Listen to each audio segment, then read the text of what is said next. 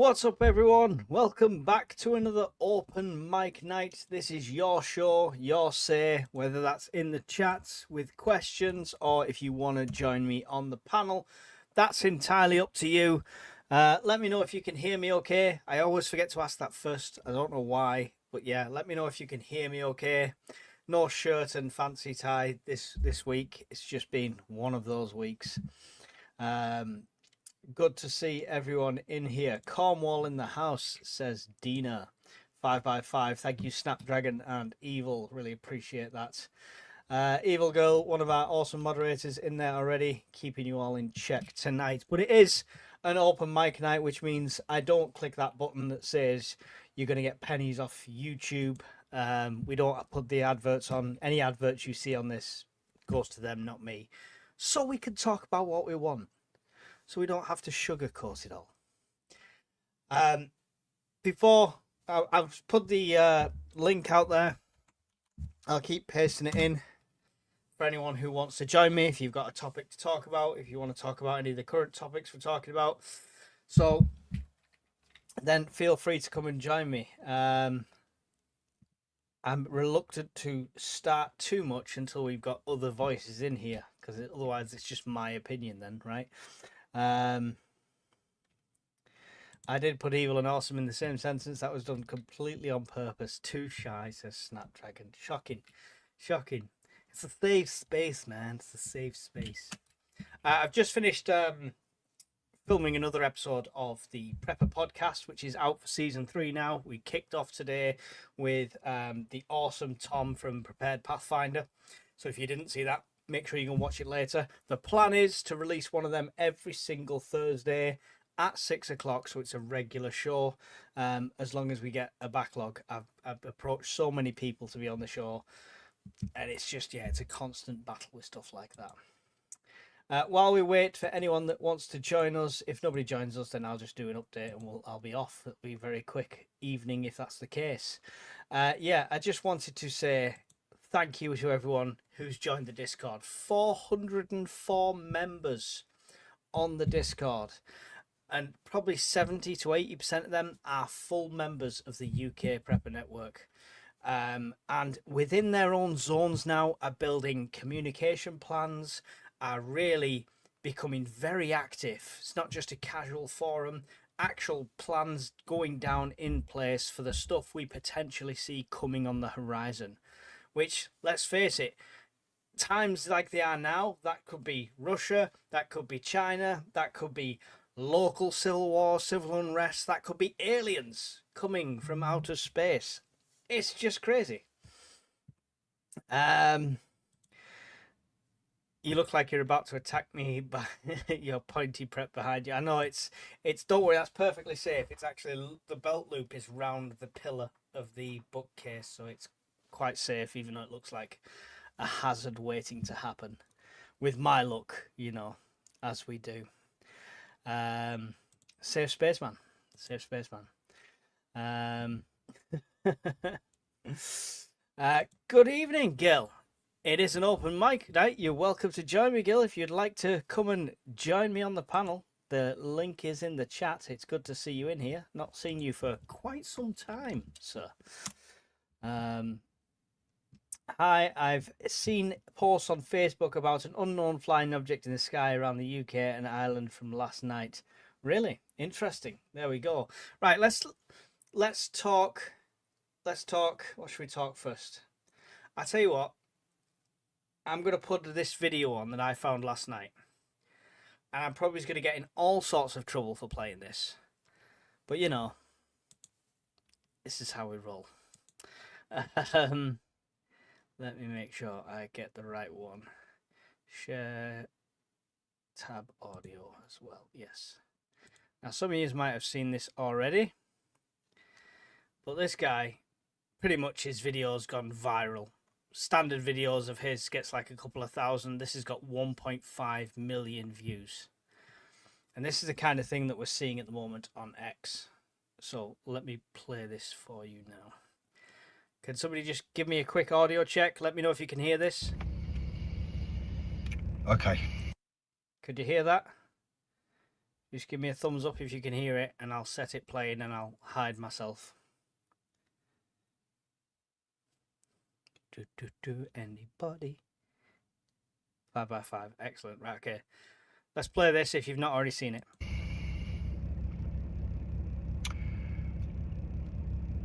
No more protests. No more marches. No more staged. No more speakers. We need the English lads to make a point. A point that unfortunately has to be made. I understand that we all need to keep our heads screwed on, but it's too common now. It is too common that the dangers that are around our children are prevalent in every corner of this country.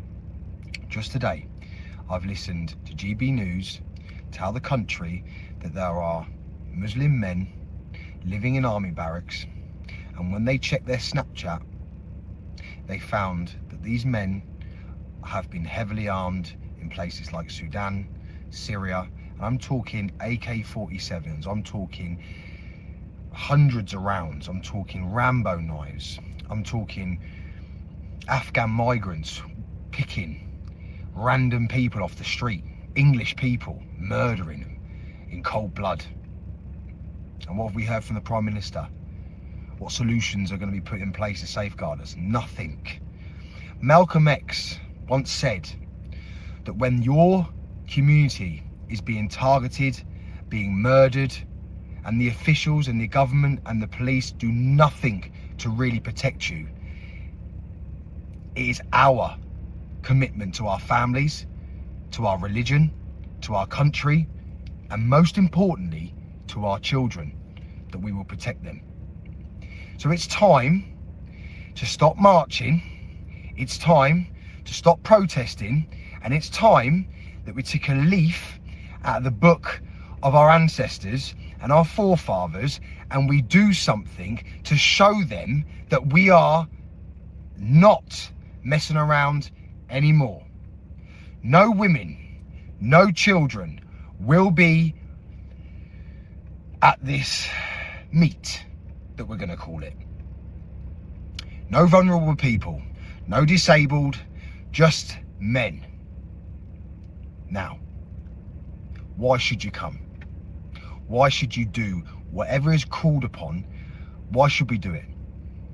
Because I tell you now, I would rather take one for the team and do what's necessary for this country and for my children than sit back and let these savages run riot in our country. We are England. This is England. Think about what our forefathers done for us. They would be ashamed of us. Every single ounce of us should be ashamed. Enough is enough. Very, very soon that call is coming. And I hope that those that are fed up, those that are angry, those that are literally look at their lives and see their kids' futures whistling away in the wind because we're just sitting back and letting this happen, while an innocent man walking his dog is literally brutally murdered on the streets of Uxbridge, while our women are being raped, our children are being sexually assaulted. Man the fuck up. It's fucking time.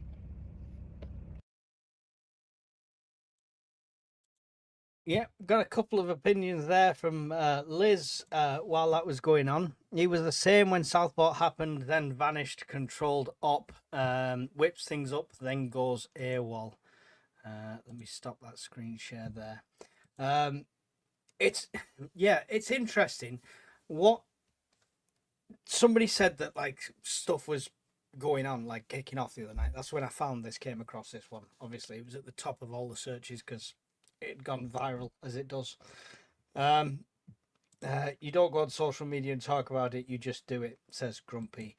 Well, no, I mean, if the idea is to get numbers, then you'd have to go on social media to do that. You don't just do something there. It's it's what's he talking about, because everyone's cryptic on this. It sounds like some sort of open rebellion, but then it could also be some sort of. I've seen talks of a nationwide strike today on Twitter, so it could be something like that. So it's really hard to determine what he's talking about. It's good to get the opinions on that, saying that he did a similar sort of thing before, but then it didn't follow up with anything. I didn't know that, so that's really good information.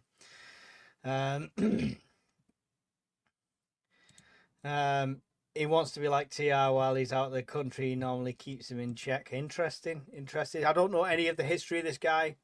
First I know of him, so you guys are educating me here, definitely.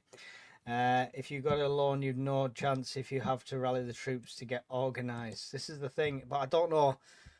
And following this up, like I say, I saw this. Now, it says thousands of Brits flood social media demanding a nationwide strike, but this was the first and only post I saw on it, so I'm not sure how many thousands are actually saying it. A week-long strike would damage the economy significantly. The aim to bring the government to its knees and force a snap election. Would you support this? That's the question I want to put to you guys. Just give me a yes or a no in the chat. Don't need your reasons either way, just yes or no. Let's get an idea of the kind of numbers. But would you support something like this? I mean, it's difficult, right? Because cost of living in this country, can people afford to do a week strike? A lot of people won't be able to. You know, it's going to be hard times, but it's the only thing you get change, right? Tommy disappears too, but he is doing a lot behind the scenes, so benefit of the doubt. He's doing a lot of filming at the moment, Tommy Robinson, for his YouTube channel. There's been quite a significant number of videos go up there recently. The unions would go for it, says Paul Thomas. No, don't support a strike. No, no, no, no. I don't know, I have a mortgage. National strike has been arranged since last month. It's all over TT. I don't do. I literally copy and paste my shorts from here on TikTok. I never actually go on it. When's that supposed to happen then, Liam? Saw that earlier too. They say it would be in Feb to give people time to prep. There you go. Maybe I need to do a video how to prepare for a week of no salary. No, if I strike for a week, it means my job's mount for another week. It does for a lot of us. A lot of us are the same with that, like that. No, it's pointless. If you cut the government's money off, they'll just take out another loan for our children to pay off. This is true. Yep, he's all over the place at the moment. I've been keeping up with him. Better to refuse to pay council. I would love to, but my finances don't allow it. Doctor strike again. Hope everyone's having. I expected you all to be going yes, yes, yes, yes, yes. To be fair, that's a surprising response that a lot of you know. I assume that's personal as well for a lot of people. Like I say, money, finances, stuff like that. If you're anything like me and everything breaks every 2 minutes and your washing machine explodes and every penny gets sucked away from every other thing. Hope everyone is having a great night. Hiya, Mohammed. Good to have you in here. Better not pay council tax, especially if they cancel elections again. The thing is, right, so the council tax, a few people have said this, and I know there's channels on it and stuff like that, but it is genuinely one of the most fear tactic driven things going. It's like, oh, this is the only debt where the bailiffs can actually break into your house or take your stuff and stuff like that. And it goes to court, and it just, I mean, on a society that's built on a credit rating, it destroys it. It genuinely destroys it if you get like a CCJ on it. So it's difficult. And how do you mass organise that? People are scared and will still pay. In the US, major change like that will never happen until the soccer moms and the NASCAR dads truly feel the pain of their children. Until then, it's chase the weekend, vacays, and the next shiny bauble. That's what it's like here, yeah. Post a link in there. It's the quietest open mic night ever. Don't forget, guys, this is your show. I'm just padding for time till one of you guys wants to come on and talk. If nobody does, and we get to 10 o'clock and nobody's been on, I will just end it there. But the link is in the chat if you'd like to join and have a say on any of this. The big follow-up from this, now I don't know if this is directly related, but this is what's difficult about social media, right? One person can read something in a completely different way to somebody else. And I posted this on Discord earlier. And it's our very own Ant Middleton. Okay? Full respect for Ant. 100% has my vote. At the bottom of them, I keep wanting to say tweets. I don't know what they're called now because it's called X's, whatever you want to call it. Sounds weird, X's. At the last tweet there is, on a serious note, when the time comes, who is behind me to give the ultimate sacrifice? If you look at his previous tweets from the same day, 154 comments, 176 comments, a couple hundred retweets, you know, that's good numbers. Then this one, 3,500 nearly. Over 1,500 retweets, seen by 1.6 million people. What does he mean by that? The ultimate sacrifice, and a military person saying that to me is giving your life for something, right? So why is such a high-profile person putting out a message like that? And what are the intentions? Is this related? Is this the call that they refer to? Is something big on the horizon we don't know about? Everyone is living paycheck to paycheck with credit card top-ups to delay for even a week would severely damage everyone's pocket. This is the problem. You know, if you did, it would give the government a reason to look at you under a microscope. There you go. Another thing there. I would say no for the strike as someone who has type 1 diabetes with the bins strikes going on. I haven't had a Sharps box delivered, which I would have to wait longer to get one, says King Edward. Good to have royalty in here. I think most people couldn't afford a week's wages. This is the thing. I mean, even if they're giving you that time, same opinion, even if it says it's going to be like February, like people are saying, I think most of us should be prepared for a week where we don't have to food shop and stuff like that, but it's obviously bills and gas and electric. You build stuff up. So I think if you got time, you could. Let's be fair. If it was beyond our control, if it was SHTF, if it was a collapse tomorrow, we could all survive a week then, right? Food for thought. Vanessa gets in. NASCAR and NFL built all those tracks and stadiums using eminent domain, paying pennies on the dollar for $1 billion stadiums. Shame, I disagree with you, Mike. Unfortunately, I don't agree with Ant, especially certain comments he's made, but respect your opinion. I'm just referring to this comment he's made and how it's so popular. The topic of the subject, the subject on that we're talking about is the sudden call for people to rise up and do something about the state of the nation because clearly the government's not doing it. And I was just pulling up the fact that he'd said this, and it's quite cryptic. This is what's frustrating me. It's quite cryptic.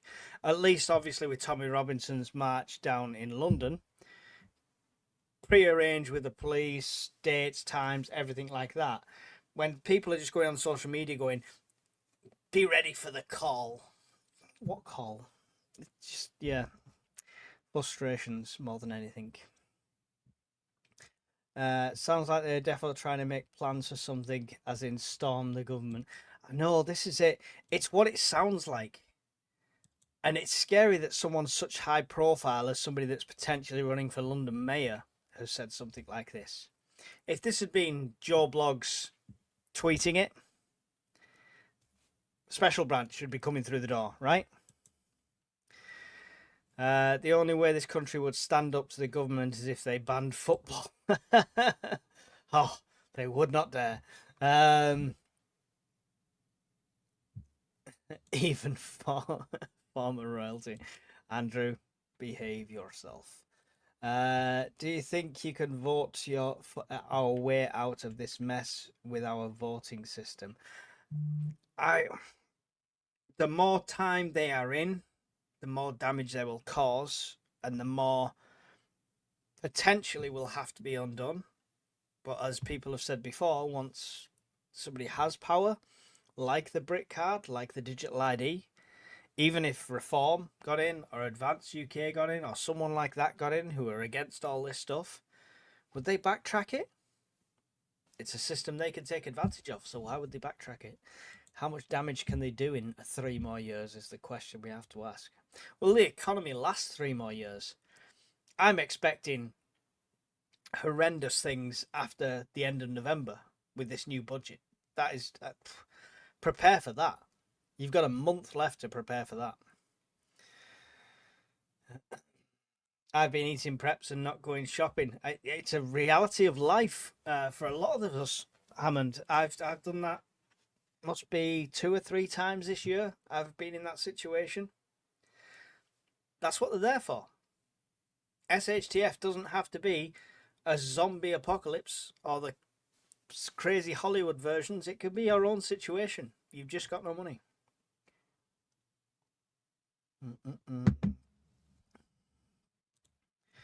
Internet is playing up due to bad weather. Hello, Miss Worm. Good to have you here.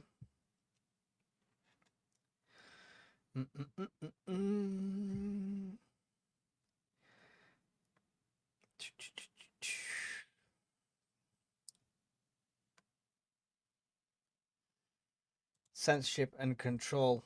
They are frightened of the common man and women. I agree with something needs to be done with the government. They are terrible, but people like Ant have made comments before pinning blame of everything on certain religion. Yeah, unfortunately, that's because of extremism within that.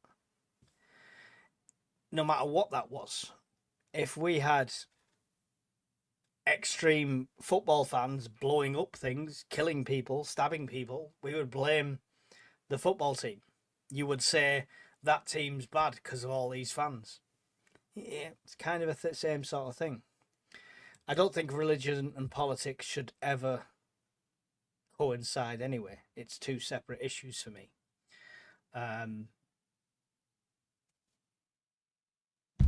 But yeah, it's a very difficult subject. It really is. But the Civil War side of things, we discussed it with on the Prepper podcast, and I see that more of a left and right thing rather than being anything religion based or anything like that. I genuinely see it as we've got these extreme left wing groups, and we've got everyone who's not as extreme left wing is now classed as right wing. Apparently, you could be dead center, you're still right wing now if you're not on the left. And that's the clash I see. That's the potential, the volatile situation. If voting actually made a difference, they would let us do it. Huh. See, that's the wrong attitude. Voting does make a difference. And if everybody who said I don't vote because it doesn't make a difference voted for the same thing, shocker, it would make a difference. Please vote when you can. The country is at boiling point. 1 man deleted by Afghan migrant, another in the bank by a Somali. Jesus Christ.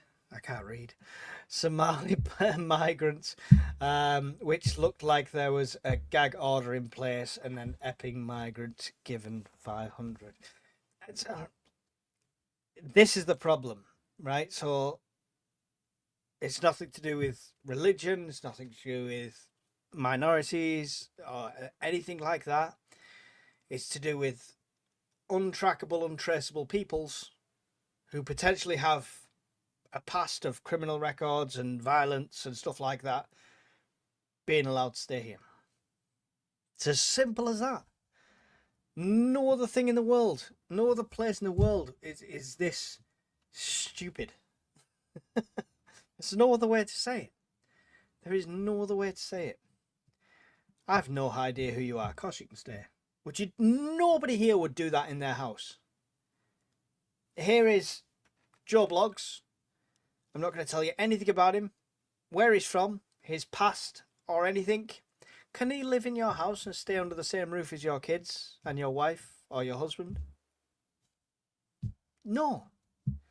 It just makes zero sense. All this, are you ready to give the ultimate sacrifice stuff is a bit vague. Exactly, John. This is my point on it. This is my point. It's super, I mean, maybe they're being vague for a reason. Maybe they don't want special brands knocking the door down.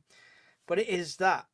And the problem with being vague like that, like anything, right? Any text, be that books, be that social media, I can read something and be like, look at that logically, take that away.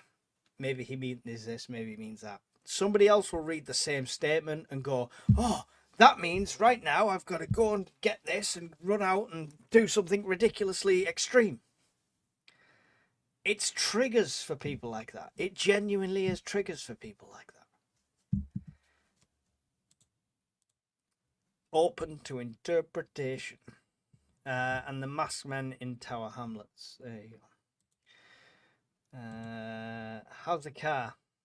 Its tyres been fixed. Thank you.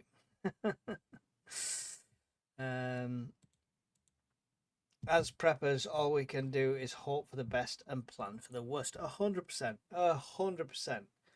I would definitely now. So I kind of have the core of prepping centers around everything, right? It's always going to boil down to the same things, the stuff you need to stay alive. But you've also got to look at the climate around you. All this talk, all this vague rise up, civil war, civil unrest, etc., etc., etc., going on because of where I live, I'm now reassessing and perfecting bug out plans if I've got to get out of here. If I've got to stay here and get the family out of here, and I've got to look after the house and they go somewhere more safe. All these different plans and scenarios have been going through my head, and that then takes a step up as the priority. Before that, my priority right now is we're going to get absolutely done over sideways with this budget. I saw a post the other day that said she's not going to raise income tax on anyone that's earning less than 45,000. Excellent. But if you bring in this 15 pence a mile thing, you just stiffed all them people. Don't think when they make a promise, a vague statement like that, we're not going to do it. Income tax doesn't mean they're not going to whack it on national insurance, whack it on your road tax, whack it on everything else. In a supermarket the other day, Freddo bar. How much was a Freddo bar? Type how much a Freddo bar is in your mind, or when you remember last time having a Freddo chocolate bar. How much was it?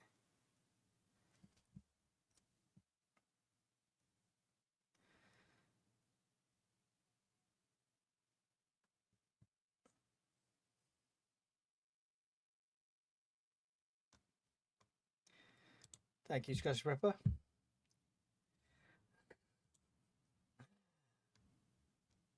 There we go. Look at this.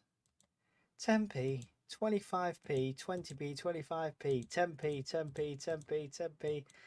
Leanne, you are the closest, but I was in Sainsbury's the other day. Just a supermarket, not an extortionate motorway services, anything like that. 55p for a Freddo. A standard size Mars bar, which is smaller than it used to be, that's what she said, was £1.30. 55p for a Freddo. So all you 10p people, inflation's got you. Death agree, 20p. Thank you. You paid a £2 super chat to say 20p. I really appreciate the support there. And they've slimmed Freddos down. Yes, they have. They've come up with a new design, which happens to use a lot less chocolate. Yeah, it has shrunk. It's a completely different design as it used to be. It used to be this fat frog, and now it's like he's slim with a background. Freddo's on a diet. Yeah, exactly. Exactly. In a supermarket, 55p for a single Freddo. And this is before Rachel from Accounts has done us over with the budget. I'll put the link in again because we've pushed the chat up quite a lot. Here's the link going into the chat now. Anybody would like to join and talk about the state of the nation. We'll go on to aliens shortly. Aliens is the second topic, so don't worry. We will go on to that shortly. And I have missed loads of comments. Please use capitals if it's a question or the supers and stuff like that. It's appreciated because I do lose track on these things. There's 112 of you in here. It's Freddo's that's done it. Freddo's was the selling point. Notice a pack of 4 these days is a pack of 3, but for the same price. Yep, this is shrinkflation. In the 60s, end of the world was nigh due to nuclear. In the 70s, it was a new ice age. In the 80s, it was climate change. It's always 10 years, and we all need more tax. But funnily enough, it was always a thing, right? It was always a thing, like you're saying there, Mark. Has it ever been like it is now, where it is all of the above? It's your voting panel, nuclear war, civil war, economic collapse, the risk to the grid. It's no longer a thing. It is all of the above. And that's why probably now has never been a better time to be a prepper, to promote prepping, to sell prepping to your friends and family, as in, guys, Freddo's are 55p. Why aren't you prepping? Freddo is probably going to be repackaged as a tadpole. Yeah. Well, they've already got Freddo heads, haven't they? They're like just the head of the Freddo in a bag, like loose. So yeah, gonna go the way of Walker's crisps. Here's how much packet you get. Here's how many crisps are in the bottom. Anorexic frog. It is. It definitely is. Chocolate is expensive now, and you get less of it. They bulk it up with shit and less cocoa. Most of them taste nasty. I mean, yeah. I mean, it's probably doing us a favour as a nation. Might be making us a bit more healthy. He says as he hides the M&M's packet. But yeah, you're right. It's just price of cocoa always get a knock-on effect. You don't have to use it every time you speak, but thank you. £2 to say you're welcome. I do really appreciate it. I remember when Cadbury's cream egg cost 2.5p. You're older than me, happy little fox, I'm afraid. The cheap. Let me think of cream eggs. Probably is about 26, 27p. Probably is what I remember. But I mean, it was probably cheaper when I was younger, but I didn't pay for it, so it was just I want. Brian will be on in 5, 4, 3, 2. No, he's not. He's not coming on. Brian, he's leaving me. It's an open mic night, and I've been on my own for 35 minutes. You guys suck. I'm gonna stop doing them if you don't get involved. This is your show. I'm not supposed to be talking. I'm supposed to be sitting here, orchestrating. And every issue now is a crisis. That's because the next crisis has to be a crisis to divert your attention from the previous crisis. If it wasn't a crisis, you'd still think of the old crisis. The price for sausages and fish have gone up as well.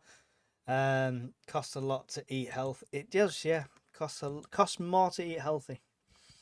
I remember you used to get a corner chips for 50p. Burger and chips was £1.20, and now it's minimum £2 for chips and £5 for a burger meal. Yeah, I mean, I remember not even that long ago. What we talking? Quick math. 6, 7 years ago, I could sit at home in my house, and if I wanted to treat myself, order a kebab or a curry or something like that, spend less than a tenner, including delivery and including giving the delivery guy a tip, and it'd still be less than a tenner. Now I can't even order that. It's like minimum spend £20. By the time you add it all up and throw the fees in, that's £30. It's like, what? It's ridiculous. Ridiculous. We're all getting healthy because we can't afford to eat. It's not healthy. We're just losing weight because we can't afford to eat. Our chess champion Chancer is only looking at ways to make more of his. Yeah, she ought to be looking at how money is spent. Yes. Couldn't resist a rant, could you, Brian? I'm getting guilt tripped into it. I'm not even moving into the workshop or anything, mate. You'll just need to take me as you find me on the couch.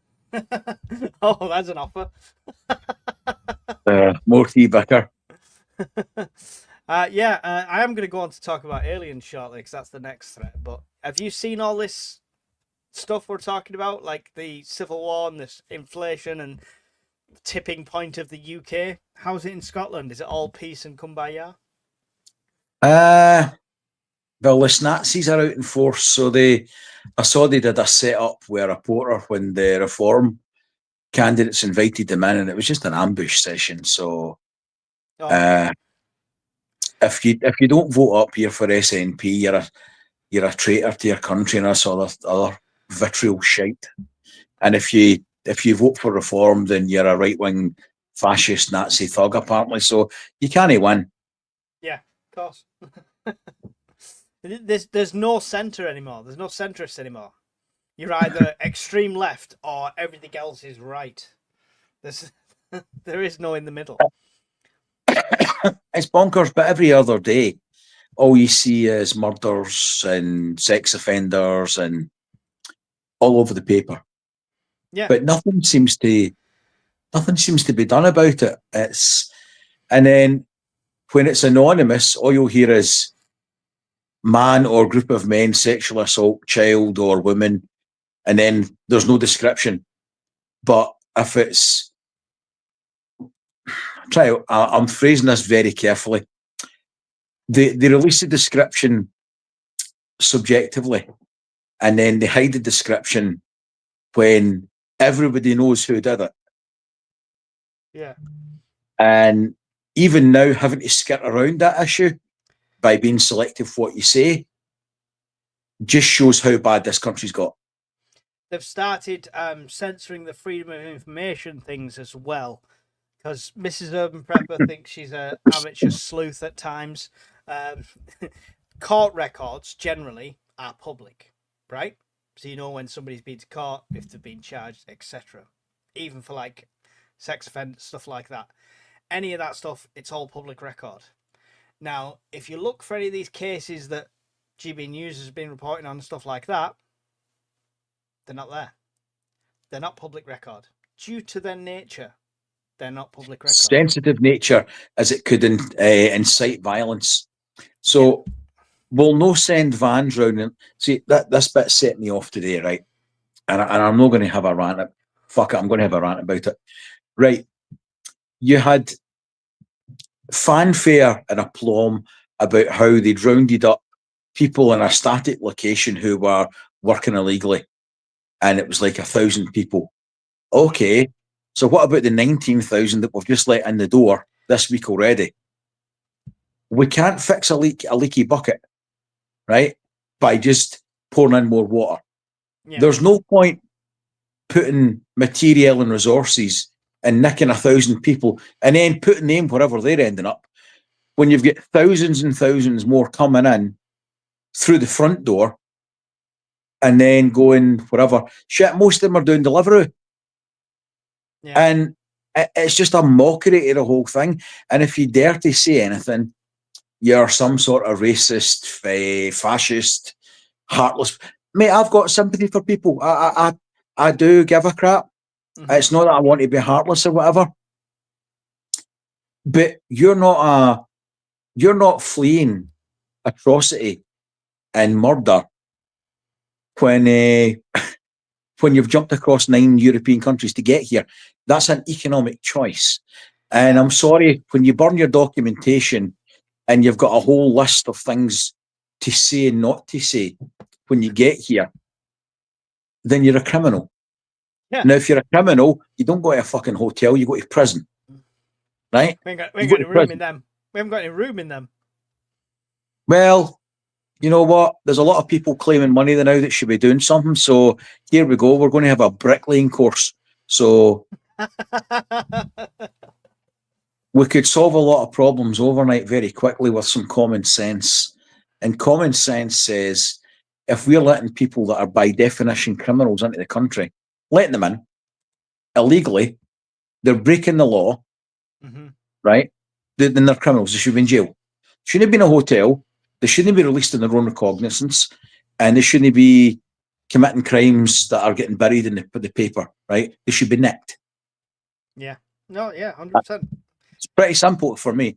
Illegal entry. The clue's in the name. But I mean, is that the solution? Because when you talk about people saying, "Oh, I need to send them back," but then they don't know where they're from, so you can't send them back. So there's all this legal jargon in between.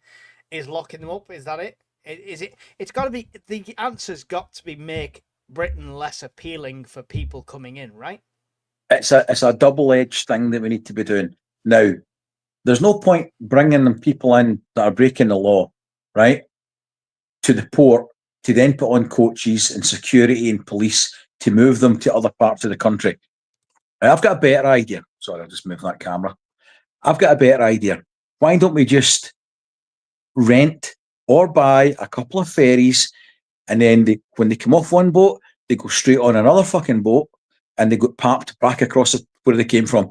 You came from France. We know you came from France. There we go. We're just going to drive right up to France and dump you there. And if they won't take you, then do you know what? We'll take the scenic route to North Africa and we'll fucking dump you in the beach.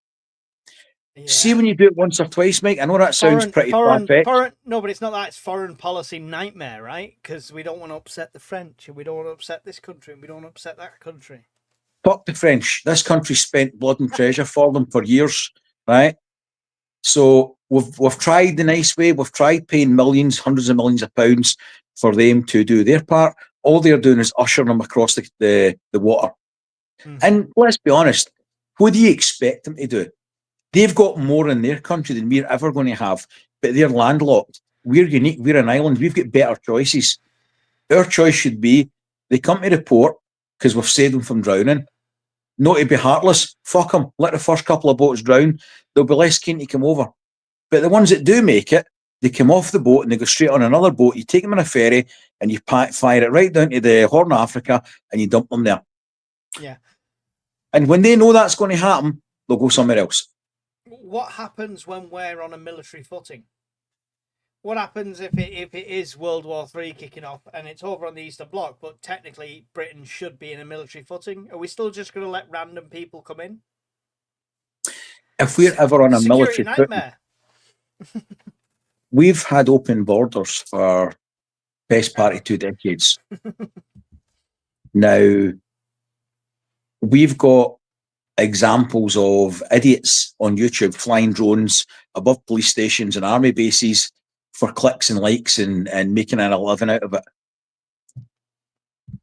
We've had living examples in Ukraine where they're destroying air bases right, left and centre. Shit, with tree huggers on scooters this year put fire extinguishers into the turbines of some jets that were sitting there. Yep. Our country's wide open. Mm-hmm. In the Second World War, everybody that was considered to be a national threat was interned, right? Here you go to a hotel. Things are different. If you dare to suggest that common sense dictates that people that are criminals who are coming in illegally, right, they're not seeking asylum, right, they're criminals. We've got to draw a distinction here. There's routes to claiming asylum. It isn't coming into the country illegally, right? And it's certainly not committing crimes and making a living while you're here. Did you see the one in the paper the other day? The guy that got declined his asylum application, so he stabbed a guy in the neck in the bank. It's just, what do you do with that? Bring back the I death know it's penalty. bad when we're discussing on the Discord channel in a night and we've got half a dozen people asking us the best type of stab vest for them, right? That's a fucking problem, right? That is a We problem. should be having the discussions. We should be having discussions about where's best to get a couple of tins of food. No, oh shit, where do I buy a stab vest? That's a problem. That is a problem. And when we talk about stuff like this, where I'm located, I could technically be in an epicenter of this. You know, I could be in a very, very dangerous spot. So it's literally, my focus should have been on financial for when the government completely screw us at the end of November, as we all know they're going to. But it's not. It's now flipped over to, right, if I've got to get them out, we're down to one car as of tomorrow.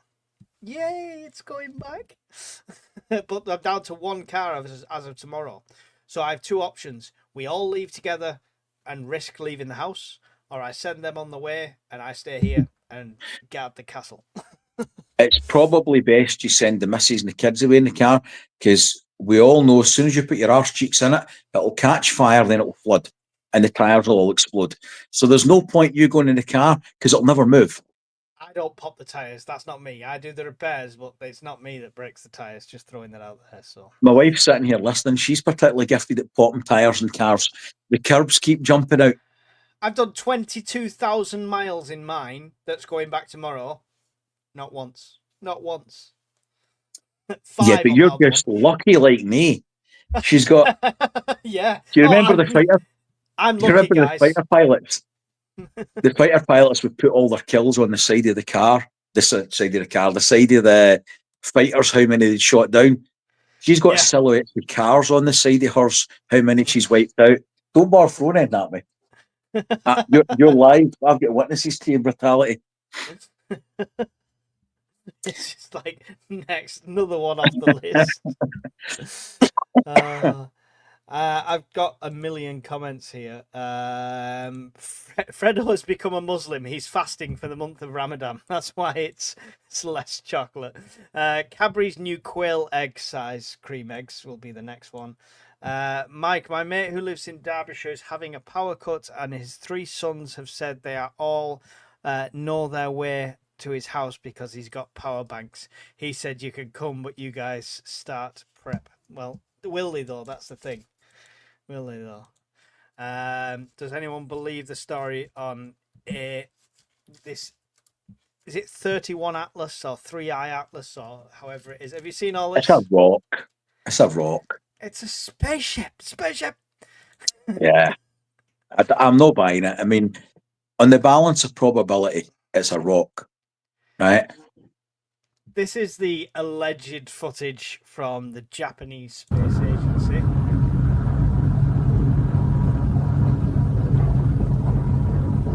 I feel like that's just somebody on a microscope zoomed into a puddle or something. That's like, yeah, I'm not buying it. That's like syphilis, and this is apparently the enhanced version of that photo. By enhanced, they mean conveniently made it look more like a spaceship. There's been a lot of things made of that. It's there's gassing coming from it, and this, that, and the next thing. Well, it will have an erratic trajectory at some points because when the sun hits it, you'll have outgas and it'll move. We're not seeing any radical shifts in its trajectory. Scientists are stunned that as it glides past an intense solar flare near the sun's surface, enduring temperatures that would vaporize any known material, this mysterious interstellar object. Yeah, that's a lot of bollocks. I think even if that was the image, that could be very far away. all due respect to space tadpole there, if it's got a high nickel or metal content, the chances of it melting are not that good. Look at this. And even if it did melt, I'm going to the Twitter hole. Have you read this? No. Should the US arm moderate rebels in the UK? What? No. Oh, 83.9% yes. We're going to get armed by the states to revolt. Mike, don't worry. We're revolting enough. Well, we're going to put Terminator robots on the beaches, says John C. What could go wrong? Emu. Or the new Neo bot. What is it, Neo? I think that looks brilliant. See if you can get it with a blonde wig. I'm sold. We'll have to save that for a Friday. Oh, I've got a new wish list for my birthday. There's a robot, right? £50,000. It's 20 grand. I have to behave, apparently. Wow. Does Harsh. she know it does all the chores? You got to sell it, right? You got to sell it. But does it do all the chores, Mike? Well, I mean, just because your toilet needs plunging more than most toilets, it's You flatter me if you think my hand would need to move that far up and down. this is shocking. Somebody quick change the subject. No, I mean I've seen nothing but loads of stuff on this object. I'd love Andy's insight if it's aliens or not. But how ironic that would be, just as we're about to implode as a planet, aliens come down. I'm not saying it's not. I'm saying it's highly unlikely. And in the balance of probability, it is not. There's a greater chance it's not than it is. Now, that being said, if you wanted a cheap interstellar vehicle, then you could mine the inside of a high density asteroid or something and then propel that. And it would be a generational ship. You'd have generations of people inside it with a habitat inside it. And with a certain size and generation capacity in it, it is doable. But unless you've got a means to alter your trajectory, then you're going to hit something. 4 generations straight into a sun. That's it. Yeah, I mean, it's there's too many variables. Even if it came from another, it's obviously came from out with the solar system. What size was it before it came here? How many times has it been smacked and tumbled, right? Because by the time it comes through the asteroid belt to get to here, you're taking a lot of gambles that it's going to make it through there, through tens of thousands of objects moving at 43,000 miles an hour, that they're never going to hit you. Is that not the justification of it being an alien ship and not just a rock? The fact that it has navigated through all of that? Yeah, but how much did it leave behind to get here? If you've got enough mass and inertia, you'll blast smaller things out the way, but you're going to lose some of that mass on the way here. I remain to be convinced. There's loads of fake videos. There's absolutely loads of them. But yeah, it's I just found it quite interesting. And somebody said there it's to distract us. I think if World War III is kicking off, I don't think we're all going to go, oh, let's ignore that because there's a space rock in the sky. So, but I don't think anything's changed greatly. That I mean, Ant Middleton is. I like Ant Middleton. I didn't know he was so erratic on his tweets. This is grandstanding. He wants to be the next mayor. And let's be blunt, there's a lot of public opinion and feeling that we're getting shot on as a country. And I think there's a certain amount of grandstanding here to grab votes. No one, even slightly right, is ever going to win the mayoral election in London. Because they'll never have the majority. Have you seen the latest polls for... The entire city is left-leaning. There's a lot of left-leaning folks now are getting fed up. That makes them extreme right. Yeah, well, there's that. You hit the nail on the head earlier. There's no middle ground anymore. You're either one thing or you're another.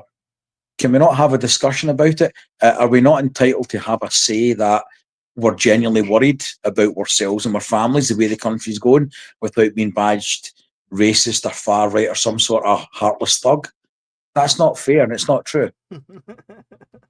You can't have an opinion that doesn't go with their agenda. You should know this. I mean, I've been married. How long have we been married now? I knew that 30 years. I was just testing if she knew. I knew it was 30 years. Right? But after 30 years, you're not allowed an opinion. You're just not allowed to share it. Yeah.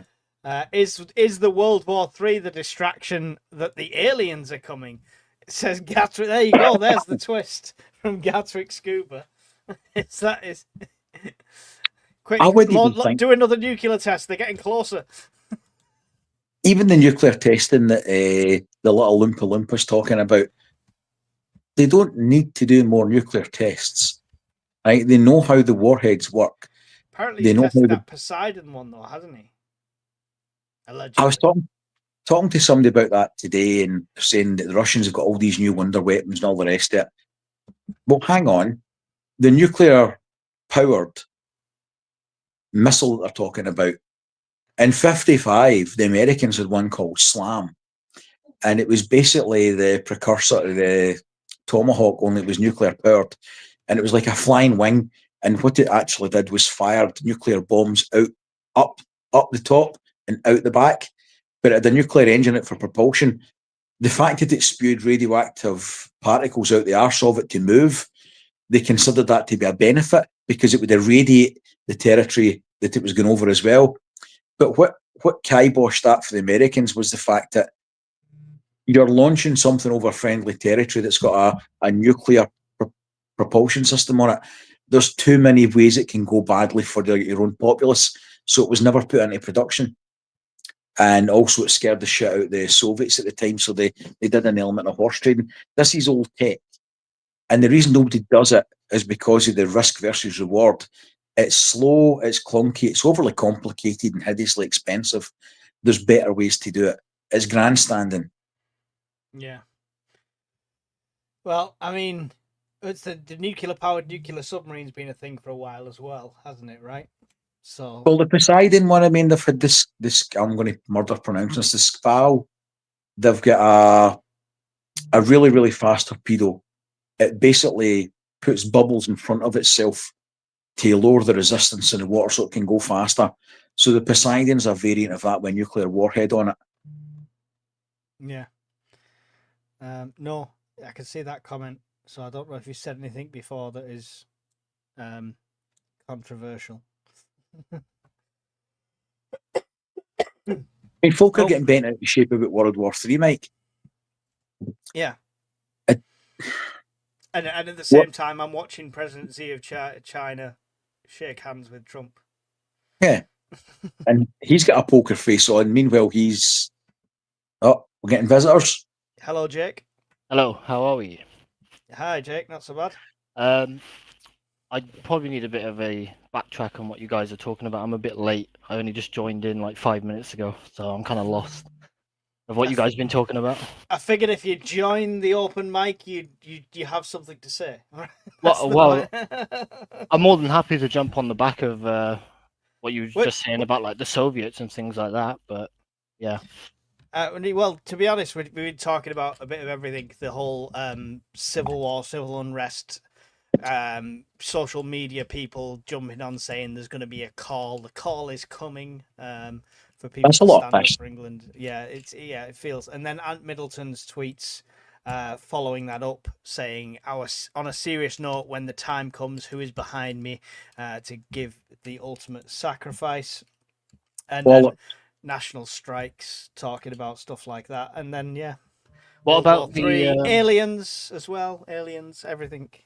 Have you guys discussed the stabbing with the Afghan guy? I don't know if that was recent. I just seen videos of it. He apparently stabbed a dog walker. I don't know if it's a recent. Only 2 days ago.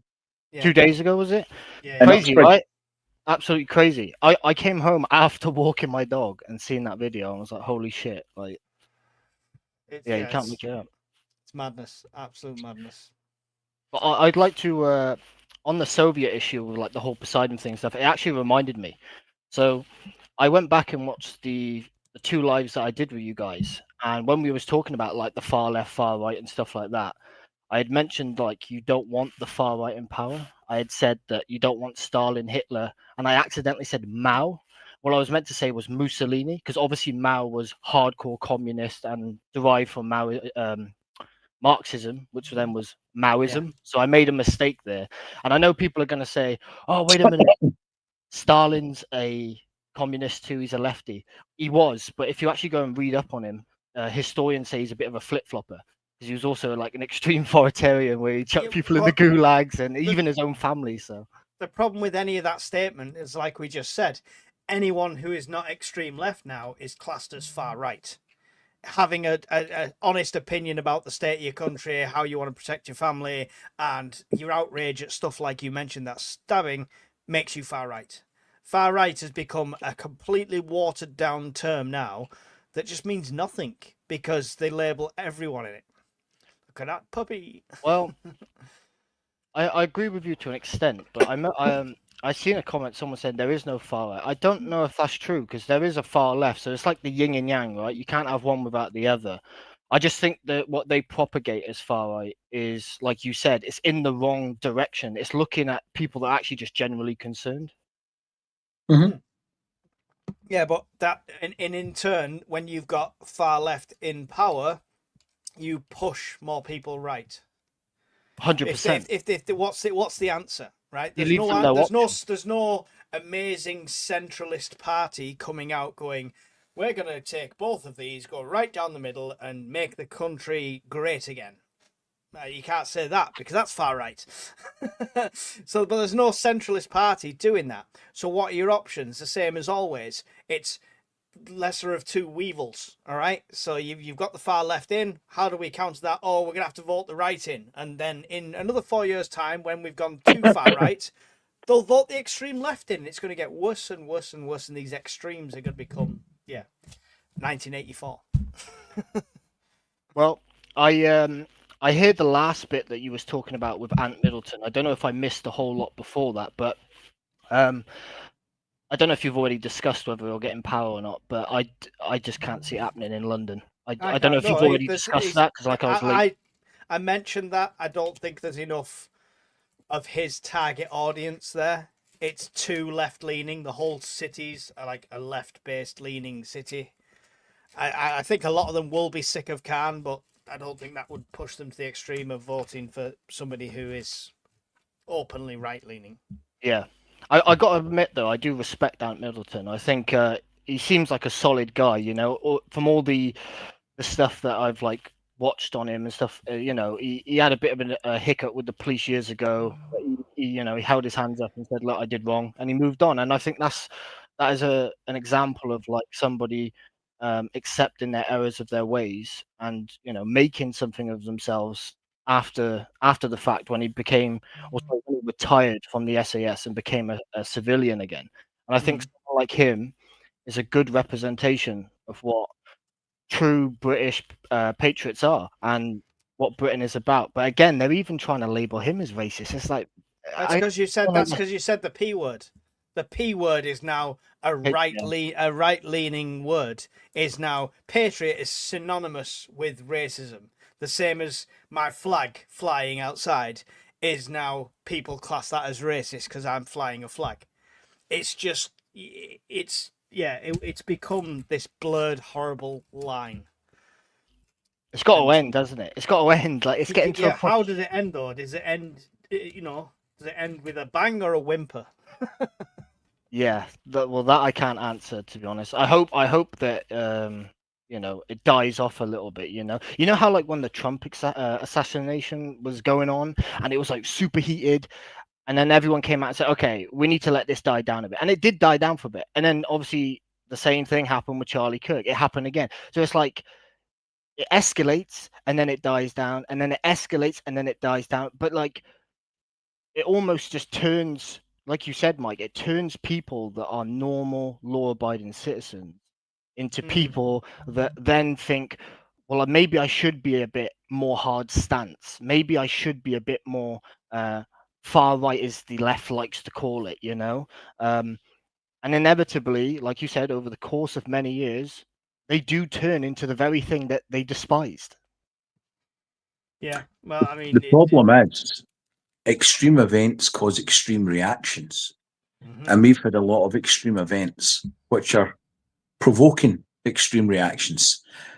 After the discontent last year, when they cracked down really, really hard and people are given particularly harsh sentences, I don't think you'll have civil disorder on the scale that you saw last year with the same prompt. However, if there was other prompts, such as you had, say you had a bad winter and you had problems at the shops, you had a cyber attack, people can't get money out of the bank, can't buy food. If there was a catalyst that came along the back of existing discontent, I think you could probably see a problem then. If you had power issues and you had blackouts and stuff, you would have people, in my opinion, taking being opportunistic, and the stored up rage would come out in different ways. But I don't think you would see large scale civil disorder like you saw last year without another. Do you know the thing is? Do you not think we're getting? There's no shock anymore. We're used to seeing every day in the paper, such and such was fiddling kids, such and such stabbed man out walking his dog. It's not like it's a new thing. It's every fucking day. So yeah, it's becoming less shocking. I don't think that'll be a catalyst anymore, because we're becoming numb to it, because it's a daily occurrence. I think there would need to be an additional catalyst to stoke that. And I don't know what that would be, but it could be a weather event, could be a power event, could be a cyber attack, and people just lose their shit because they've had enough in general. I don't know. I'm just throwing out thoughts. Mohammed says, see, when my grandparents came over after World War II, they worked hard in the country, and so did my parents, the same myself and my siblings. The people who are coming over now, not all of them, don't do that. So yeah, he's right. And unfortunately, unfortunately, because of them, good people get tarnished with the same brush, and that's absolutely. it. And we're going to push. Things like this are pushing people to the extreme. Yeah. And it is if it ends up at that extreme, like people say the word civil war, still personally don't think it's logistically possible. Thanks, In the context that we know a traditional civil war to be, it would not be against the government. However, mass civil unrest, as in Southport riots by an order of magnitude more, is a very high potential. And in them situations, you're either A or B. There's not going to be any middle ground. Nobody can then go and explain their heritage and stuff like that. I've got, my auntie's from the West Indies sort of thing. She's just going to have to, go A or B. There's no middle ground. It's just going to be right and left, and that is it. And unfortunately, it's scary because it's like football hooligans, right? When a fight breaks out, who do they swing at? They swing at the guy with the opposite jersey, not because he's a dickhead or a nice guy. It's like he is the opposite guy, and I know that the guys with my jersey on is going to defend me, and vice versa. So you just go for what isn't you. And Mohammed said in the chat, he's right. Like, people come over. Like, there's a Sikh family that owned a shop, a corner shop here for years. I've known him since I was a kid, and I'll be 28 soon. And they're great. They're absolutely fantastic. Like, and I've seen, like, your low segregates of society racially abuse them in their corner shop, and as a kid I would look at it and think, oh, they don't deserve that. They don't. And it is, again, it's a small percentage of the population, but it happens. And people are stupid when it gets to that point. Look at what happened during the riots. It devolved into, let's raid Greg's, let's burn shoes on. What's that got to do with fucking anything? Nothing. Opportunistic assholes. Yeah, straight into Curry's 32-inch TV. I mean, not 32-inch. That's like a portable these days, but you know what I mean. I think naturally, like, humans, we are tribal, right? Like, they talk about studies that humans in packs bigger than 150, they start to separate themselves from each other, and so on and so forth. But when you actually look at what's going on, I used to be more tribal. I would say I've become more patriotic. So you could say that's a sense of tribalism, but I tend nowadays, with the way things are, it's to go on a person by person basis, rather than they're in this group, I'm in that group. Which is great, and how it should be when it's this situation. Yeah, there's three of us here talking. Yeah. Granted, with a crowd of 110 people listening to us, but there's three of us here talking. We can know the person to person, right? We can even get to know the people in the chat, 'cause it's not that big, it's not overwhelming. But as soon as that becomes a riot on a scale, you're not going to stop to get to know the people throwing rocks your direction. You're just going to be on this side and that's it, right? Yeah, 100%. And you're going to go into defense mode. As bad as it looks here at the moment, I think it pales in significance to what our friends across the pond are going to reap in a couple of days. As far as I'm aware, nothing's greatly changed with the SNAP payments. And you're still looking at 42 million people are going to have no fucking money for food in 2 Is that days' the time. EBT, Brian? Is that EBT? Yeah. Is Yeah. that Okay, in, yeah, we're yeah. talking about the States here, yeah. Mhm. Yeah, that's what Bob was saying that he's literally preparing for at the moment. Yeah, 'Cause that's going to he's kick off. Yeah, he's already in an area where there's like, crackheads not too far away and stuff like that. And he's genuinely preparing for that because he knows that's going to happen. So Well, you think about the problems we've got here compared to what that problem could potentially look like. Mm. I mean, even if 1% out of the 42 million lost their mind and used it as an excuse to lose their shit, Yeah. that's a lot of bodies to try and do crowd control on. That's a lot of bodies to cause problems. So, yeah, 2 days' time and nothing's changed yet. And the closer it gets to the 1st of November, there's going to come a point, if we're not already past it, that it's too late to turn on the cash taps and do something about it. Because the banks will take time to process the funds into the states and filter down from federal department to department. I don't profess to know much about it. I'm just surmising. But yeah, I just look and think, we talk tongue in cheek about social disorder in the UK. And I give it the attention it's due. I just don't think it's realistic. But then I look at what's happening across there. We're friends in the States, and I hope it doesn't come to anything. But that's if I was a prepper in the US, I would have been buying shit right, left, and centre like now, because that's really, really got the potential to cause problems. Yeah. Mm. I think you're right there, Brian, actually, because like you've got to look at COVID when people went homeless and stuff like that, and they had the back payments, right? Because of what do they call it over there? We call it benefits over here, but they call it welfare, isn't it, over there? Well, the welfare system. They had the back payments, right? But people had to wait. And like Brian said, when you take away people's money to have food, like people don't want to be, you take their food away. They're like, like things get eerie real quick because it's like you're taking my ability to eat away. And some people may say, oh, but it's given money by the government. They should go out and work for it. Yeah, maybe there's a lot of them like that, sure. But it still doesn't negate the fact what Brian said. People are going to be pissed off they can't buy food. But it's not even food.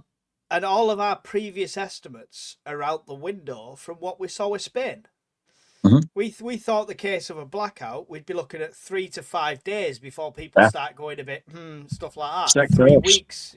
Yeah, it was hours. Yeah, you're right. It was hours that people are going nuts. As soon as they realise, they'll be waiting and checking their bank that morning or checking the mail, however they get them. I don't know if it's food stamps through the post or whatever. They'll be waiting, and when that day passes, as soon as it passes, they might still have food in the cupboard. They might still have something to eat, but as soon as it passes and they've not got it, that's when panic will instantly set in. Looting, rioting, shoplifting, all that stuff entails straight away. It would be good if any of our friends across the pond were on at the moment, because they could probably fact check me. But for what I could gather, there's a lot of corruption in that system, in as much as people get their money put on their EBT card and then they give the card to their dealer, or they buy stuff and give it to the dealer so they can buy drugs. Not everybody, but enough that it would be a problem. If you're waiting on your picks and you need your EBT card to sell or buy stuff to get drugs, then that's going to be a problem. And I'm not labelling everybody that requires help from the state as a drug addict. Please don't think that. I'm just saying that is some of the ways it's been abused. Let's just sit back, lock the doors, and let all the smackheads kill each other. That's all. But think about it: 42 million people, Mike. Yeah, that's a lot of people, man. That's a lot.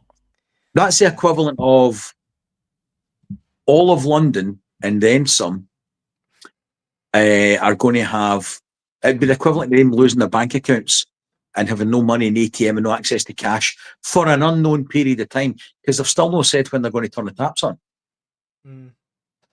Scary shit. Yeah, I can't really fathom that number. I know it's a huge number, obviously, but like I can only equate it to the biggest amount of people that I've personally been around, and that was a Millennium Stadium rugby match with 60,000, and even that queuing up for the stadium, it's a nightmare, you know. So even if you've got double that out on the streets, you know, ranting and raving, and it is an issue. And you've seen what happened with like the whole George Floyd riots and things like that, how crazy things can get so quick. Well, you start fucking with people's ability to eat and, you know, social security and all this other stuff, they do the same shit. They'll do the same shit.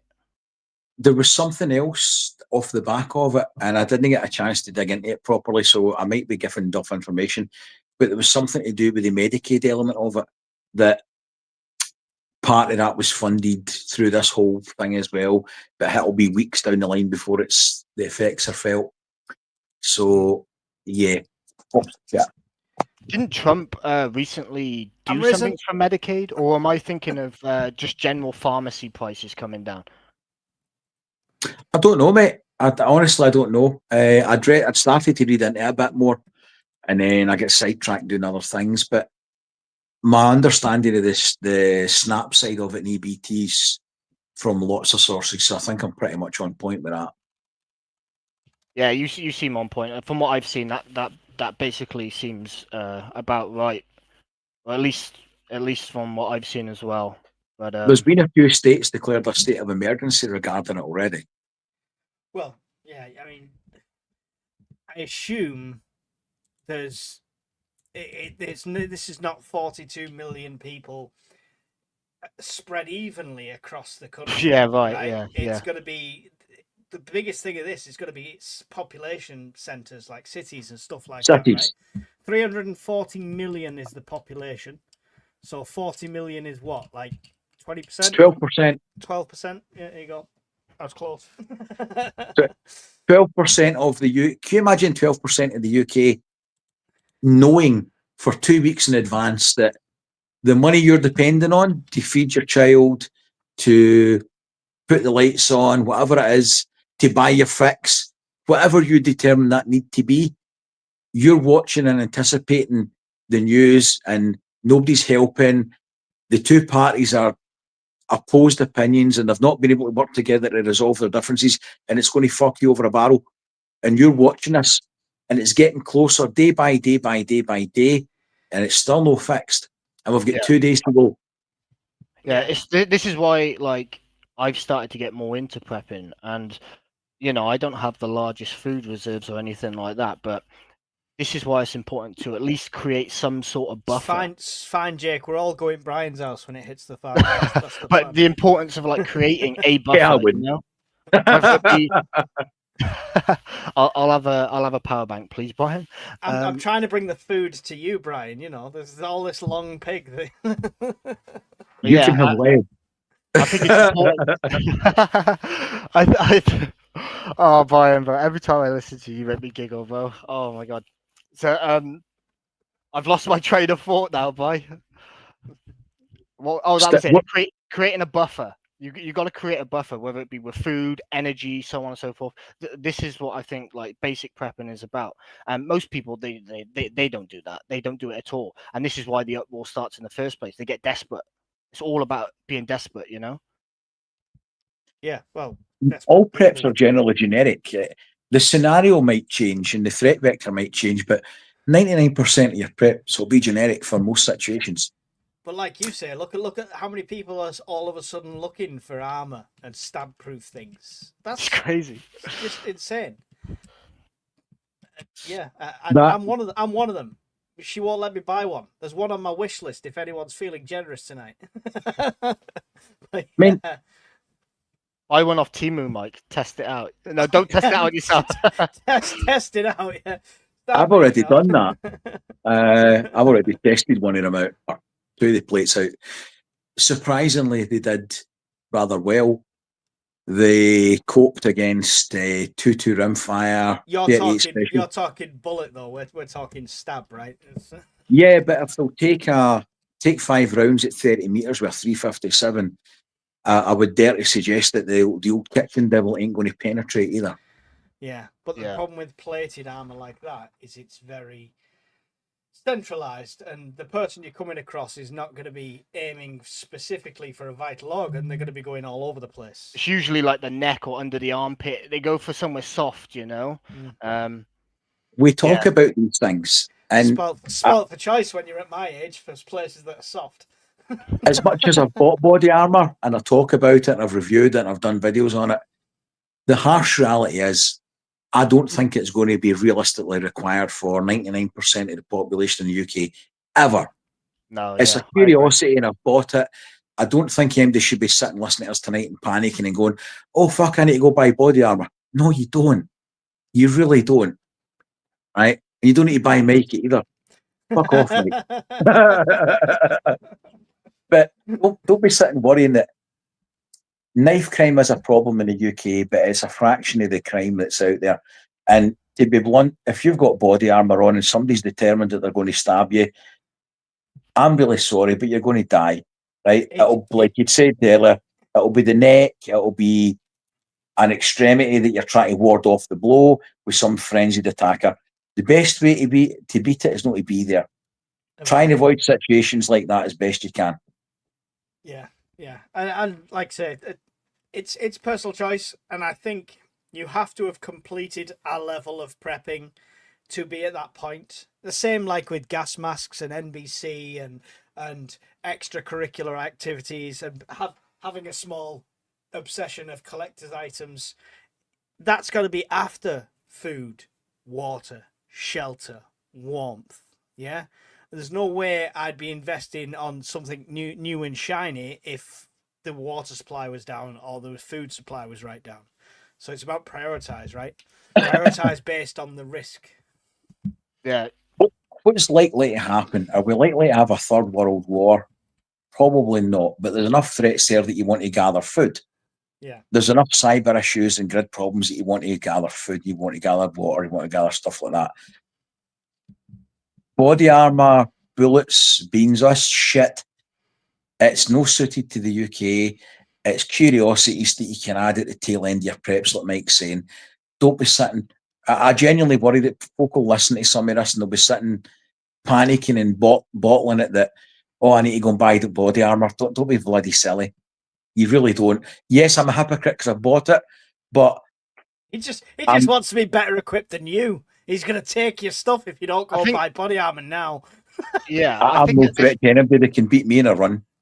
I think at this point, like you said, Mike, you and Brian are having fun with it. You're buying the things that aren't necessarily necessary, but are just like the tip of it, it's cherry on top, Makes videos. Yeah, exactly, and it's fun. Makes videos, makes content.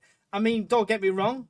It has a purpose if it was truly SHTF. But it's specific. Because that's such an outlier, because that's such an unlikely scenario. Why the hell would I start a YouTube channel if I thought it was all going to end tomorrow?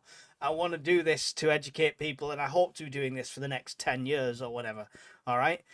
It's not something I wish for, but at least even as a curiosity or a hobby, it's there if I ever did need it, but it's very unlikely. Yeah, I actually envy people in the States a bit because I feel like they actually have more things to almost force them to want to prepare, hurricanes, tornadoes, earthquakes, and then just general stuff that happens. And over here, like if we're being completely honest, we don't really have them types of threats. And so ours is more like public basis. We do. We just ignore it. And we forget about it. There was places in Wales that were out without power for like nearly 2 weeks after Storm Ewan. 96,000 people. Yeah, we have so many things, but we also have such a fickle population that like they forget. They forgot COVID. That was a big one. They queued up 10 meters apart. They couldn't buy clothes because clothes weren't essential. They were fighting over toilet roll. They were limited to how many cans of food they could buy. They were panic buying. They couldn't get pasta for love nor money. And then as soon as it was all over, they went back to just in time, one click. I'm going to buy tonight's meal tonight. The And COVID people forget. situation. It'll never How happen many again. times Yeah. we joked about it? Like, say, would you recommend folks to go and buy a power bank, go and buy a generator, or do you think the government should give them one? And then again, we've spoken about this a million times. If you gave everybody in the UK a power bank because you thought the grid was that perilous, the day they got it on Facebook Marketplace, it would be awash with Delta power banks. It would be awash with them. Yep. And then see when the lights did go out, the same fuckers that had sold it for a fix or whatever it was they wanted, they'd be the first one bleating their eyeballs out about, oh, poor, woe me, I'm sitting in the dark. That's the society we live in. Yeah. COVID was really, I said on our first stream that I did with you, Mike, I said like COVID was one of the reasons I started taking prepping more seriously. It wasn't the thing that set me off. I've been doing my mum's head in about this stuff since I was about 13. And so I was like a youngster getting into it. And, you know, when you're 13, your parents just like, shut up. They just tell you, shut up. But by the time I was 18, she like, oh, okay. She started to click on a bit and realized that the stuff I was saying was coming into fruition. And then COVID really drive the nail in the head. And I remember going out. I'll be completely honest. The first 2 weeks that they said stay at home, I said, look, we'll see how it goes. This is new. I'll do it. After 2 weeks, I was like, I realized they didn't shut down the airports. They didn't. So I was like, okay, I'm doing my part, but the government isn't doing theirs. So I was like, fuck this. I'm going out. So I started walking my dog. And even when I went out with my dog with no mask in the open, not near anybody, people that were walking their dogs were giving me the evil eye because they had the mask and I didn't. It's so this is what scared me about it more. And I just gave them an evil eye back and told people to say fuck off. We tongue in cheek talk about like 1984 and the totalitarian government and obviously with the every time we joke about it, something else comes out. It's like we were joking. Yeah. And like the ID card potentially that could move on to centralized digital currency, but what they've got right in all these films, which was obvious in COVID, is you're all grassing bastards. Yeah. You're all nosy, grassing bastards. If they want to have a party and infect each other and lick each other's faces, let them. It's not affecting you. Why are you reporting them? But they're also hypocrites. Like politicians would do the exact same. They said stay home and then had parties. It's like, you know. Exactly. I used to follow a lot of the van life guys, and there was 3 of them in particular that had jumped in their vans, filled them with food, and fucked off to Scotland. And they were up forestry tracks, bothering nobody, mixing with nobody.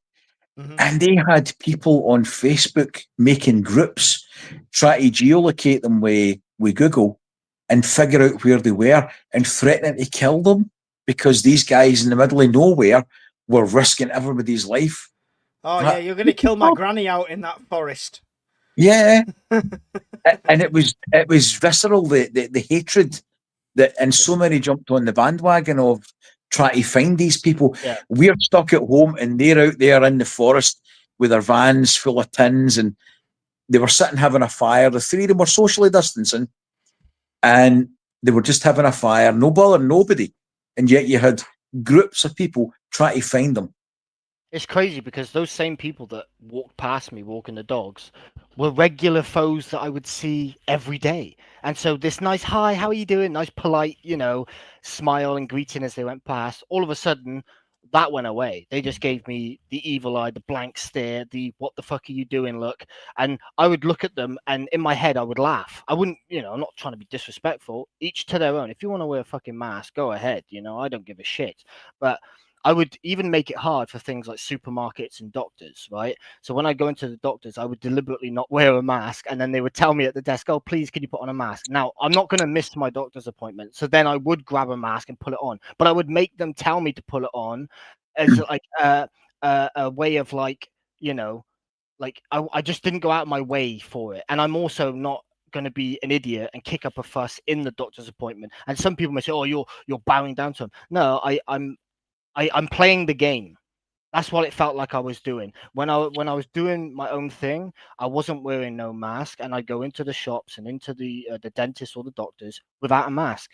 It wasn't until they asked me, "Excuse me, sir, can you put on a mask?" Then I'm like, "Look, all right, I've gone as far as I can go. Because if I don't accept it, this is the reality. I'm only one person. As much as I didn't want to wear it, I'm only one person, and I did the most I could not to wear it. I just, yeah. So if you're one of these people who could film yourself and have the time to argue with a petrol station for 7 hours so they take your yeah, £5 exactly. coin that's part of the mint, fair play to you. I've not got the time to put that level of protest up. I'm the same as you. If I need to go in to get nappies from the supermarket and they make me wear a mask, I'll stick the mask on. Don't care. I'm just not going to do it round and abouts. You know, You're quite right, Mike. Your incontinence problem needs looked after. You need the nappies. You make sure you take care of your personal hygiene. Why do you think I got with a care worker? It's just Splash investing in my landings. future.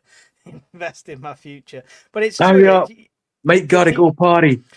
It's the same thing with the brick card / ID, digital ID, etc. and stuff like that. I lost subscribers when I put my last video out about that because I said we can't resist it. Like logically, without moving ourselves onto the fringes of society. If they decide to make that so you cannot earn your wage, you cannot have a bank account, you cannot get a job without this digital ID, are you then gonna just stop everything and I agree. sacrifice everything? I will sign the petition. I will march to be against it. I will do everything I can. But when it comes to feeding my family, and it comes to earning my wage, and it comes to my quality of life, Yeah, I know what you're saying. I'm not going to refuse all that and go and live like a caveman.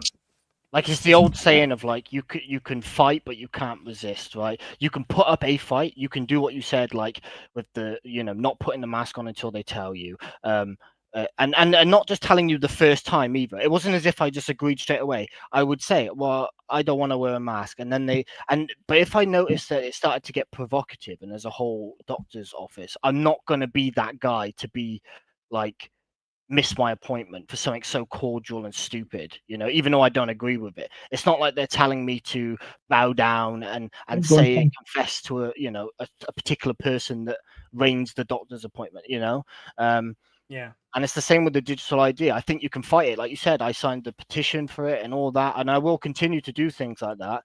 But I do think the inevitable, will happen because the masses, unfortunately, I don't think are as switched on as they proclaim to be at all. Like, I just don't think that's the case.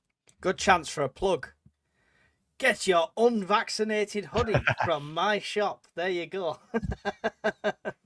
I'm gonna have to do a ID card T-shirt.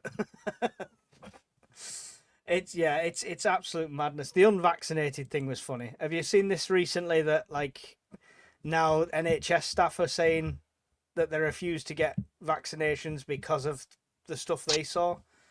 No, I didn't see that. Yeah, it's just absolutely insane. It really is. I seen your latest video though that you did with the pay per mile. I know you said it wasn't an actual thing that's coming in. It was more of a skeptical thing that they said about it. But if they did, that's ridiculous because, like you said, you're paying 15 pence per mile. Yeah. That would be ridiculous. Because, like you said, how would they negate it? Would they have to do it based on MOTs and stuff like that? Which was a good point. And then also the other point that you made, which I found really interesting, was if anything, people doing more miles are paying more tax because they're filling up at the fucking petrol stations, paying tax on the bloody fuel. Yeah, but you know what it is? It's because they're losing out because they've not taxed efficiently the electricity to the same level as fuel. So the more they push this green agenda, they suddenly realise, oh no crap, we're losing the tax money and stuff like that. How can we tax everybody? Absolutely exactly. Everybody. And I said this. And how can you then limit the population's travel? Because it might start at 15p a mile. Do you think it'll stay at that level? Did you see what I put on the group chat today about electricity and how? So they've got a 4.3 billion hole, right, of debt. I do know how they've got that. I don't agree with it, but anyway, they've got this mountain of fucking debt, and they're going to put that onto people's bills. So basically, if you work, you're going to be paying. People that haven't paid their electricity bill, they're going to slap it onto your bill. What, as a form of tax, you mean? No, not even a tax. They're just going to stick it straight on. So basically, if you work, you pay your electricity bill, that's great. You're now going to get the benefit of paying people's bills who say they can't afford it or choose not to, right? They're sitting smoking their tits off, watching their Sky Telly, right? Pissed, bottle of vodka, whatever it is, and they're not paying the lecky bill, so that's fine. You're going to be paying it. So it's basically like a small dose of communism, then, like in a way, like hidden So in communism. other words, how do they then stop the entire nation going, well, we're not paying it? Because most people ain't going to do that, Mike. It's the same with the TV license. Most people have just kept paying If they it. refuse to pay, stick them on meters. If their power goes off, it's on their own back. I'd like that point that you said about the electricity. That's something that I've also said to someone before.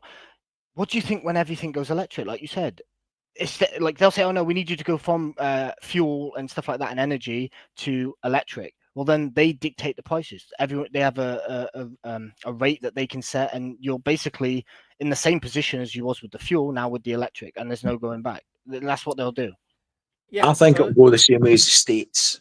So what they do is you put a little box on your dashboard, and when you go underneath the signs in the motorway, you know, it tells you the lanes are shut off and all this bollocks. They charge you per mile. So we all. Is that in California? It's in Florida as well. It's in different states, but you pay per mile. It's like a toll road. Basically, they charge you toll charges. It's effectively a toll charge. So because you pay mostly duty on fuel, and the lunatics in charge of the asylum want everybody to do electrification, they're losing that money because they don't pay duty. Now, to capture everybody, even though you're already paying for road tax, right, it'll be pay per mile. And it'll be a little box in your car, and it'll tell you where you've been and how much they're going to charge you per mile. And then once they've got everybody doing that, it'll be, okay, well, you know, you drive a company car or company van, we'll screw you more because it's a benefit in kind. Right, okay. And, you've got a car that's above 2 litres, right, and it's a diesel, you know, you're the Antichrist, we're going to charge you even more. So I think it'll come in. People that say it'd be too difficult to do, absolute bollocks. All they would need to do is get a company, print out a couple of Jeep, shit, like a Meshtastic, right? Something that size. They already have them for the insurance companies because we've got one. Black boxes. We've got one on our windscreen at the front of the dash on the windscreen now. Because of her insurance. It was a stipulation. And we were talking like the difference of 80 quid a month by putting this thing on. So it was a no-brainer to do it. But technically, they're already there. The technology's there. They've got them in mass because how many insurance policies are across the country. I mean, how do they enforce it, I would say? How are you going to have random black box checks? Well, no, it'll be the same as if you're on the roads in America. Every time you pass underneath a transponder on the signs or whatever, they'll know the miles you're doing. And if it's got a GPS module built in, they'll know exactly what you're doing. And the ANPR cameras are everywhere, garage forecourts and everything. It'll be relatively simple. The technology is easily achievable to charge you pay per mile. And that's the way they'll go. Yeah, well, the ANPR technology there now that's just on motorways and stuff like that, I've worked with directly when I worked for a company that dealt with the software for that. And I can put in your reg plate and tell you where you've drove from point to point over the last week, just based on the current motorway cameras and the current systems, not including any extras. We are the most watched nation in the world, so you're right. Well, even ahead of China? I would.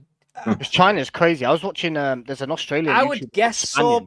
I would guess so only because when people think about China, the cities are probably more watched than us. But you think about the vast rural areas. Yeah, we're probably the most watched on a whole. You know what I mean? Like covered per square meter. Right. Okay. Because I was watching an Australian YouTuber called Spanian. He's like an ex-convict, and he went to China, and it was crazy. And the top comment on his video was, "We have democracy, but they have everything else." because a guy basically said his friend went to China, and that's what he said when he came back. And it was true. They had drones delivering Uber Eats. I mean, they had taxis that were just AI driven. It was mental what I was seeing on those videos. And this is no, the no dystopia internet in the we're going to. airports. Did you know that? Well, their facilities, like their major airports and railways, it puts everything in Europe and America to shame.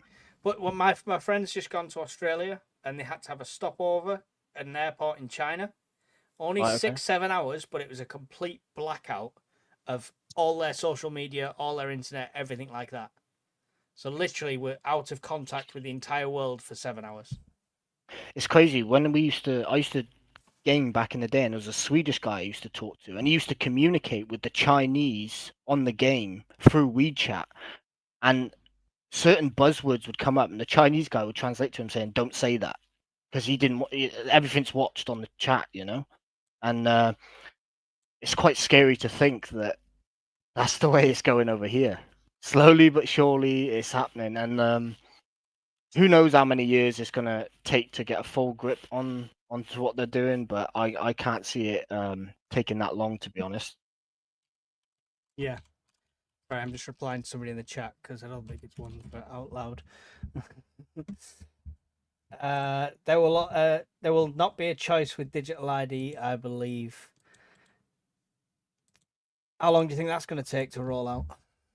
Oh God, I couldn't give you an answer. It's sooner rather than later if they want to push it, because if it's one of those things, like if Starmer wants to do it, he's going to want to do it before the next the next time he gets kicked out, hopefully.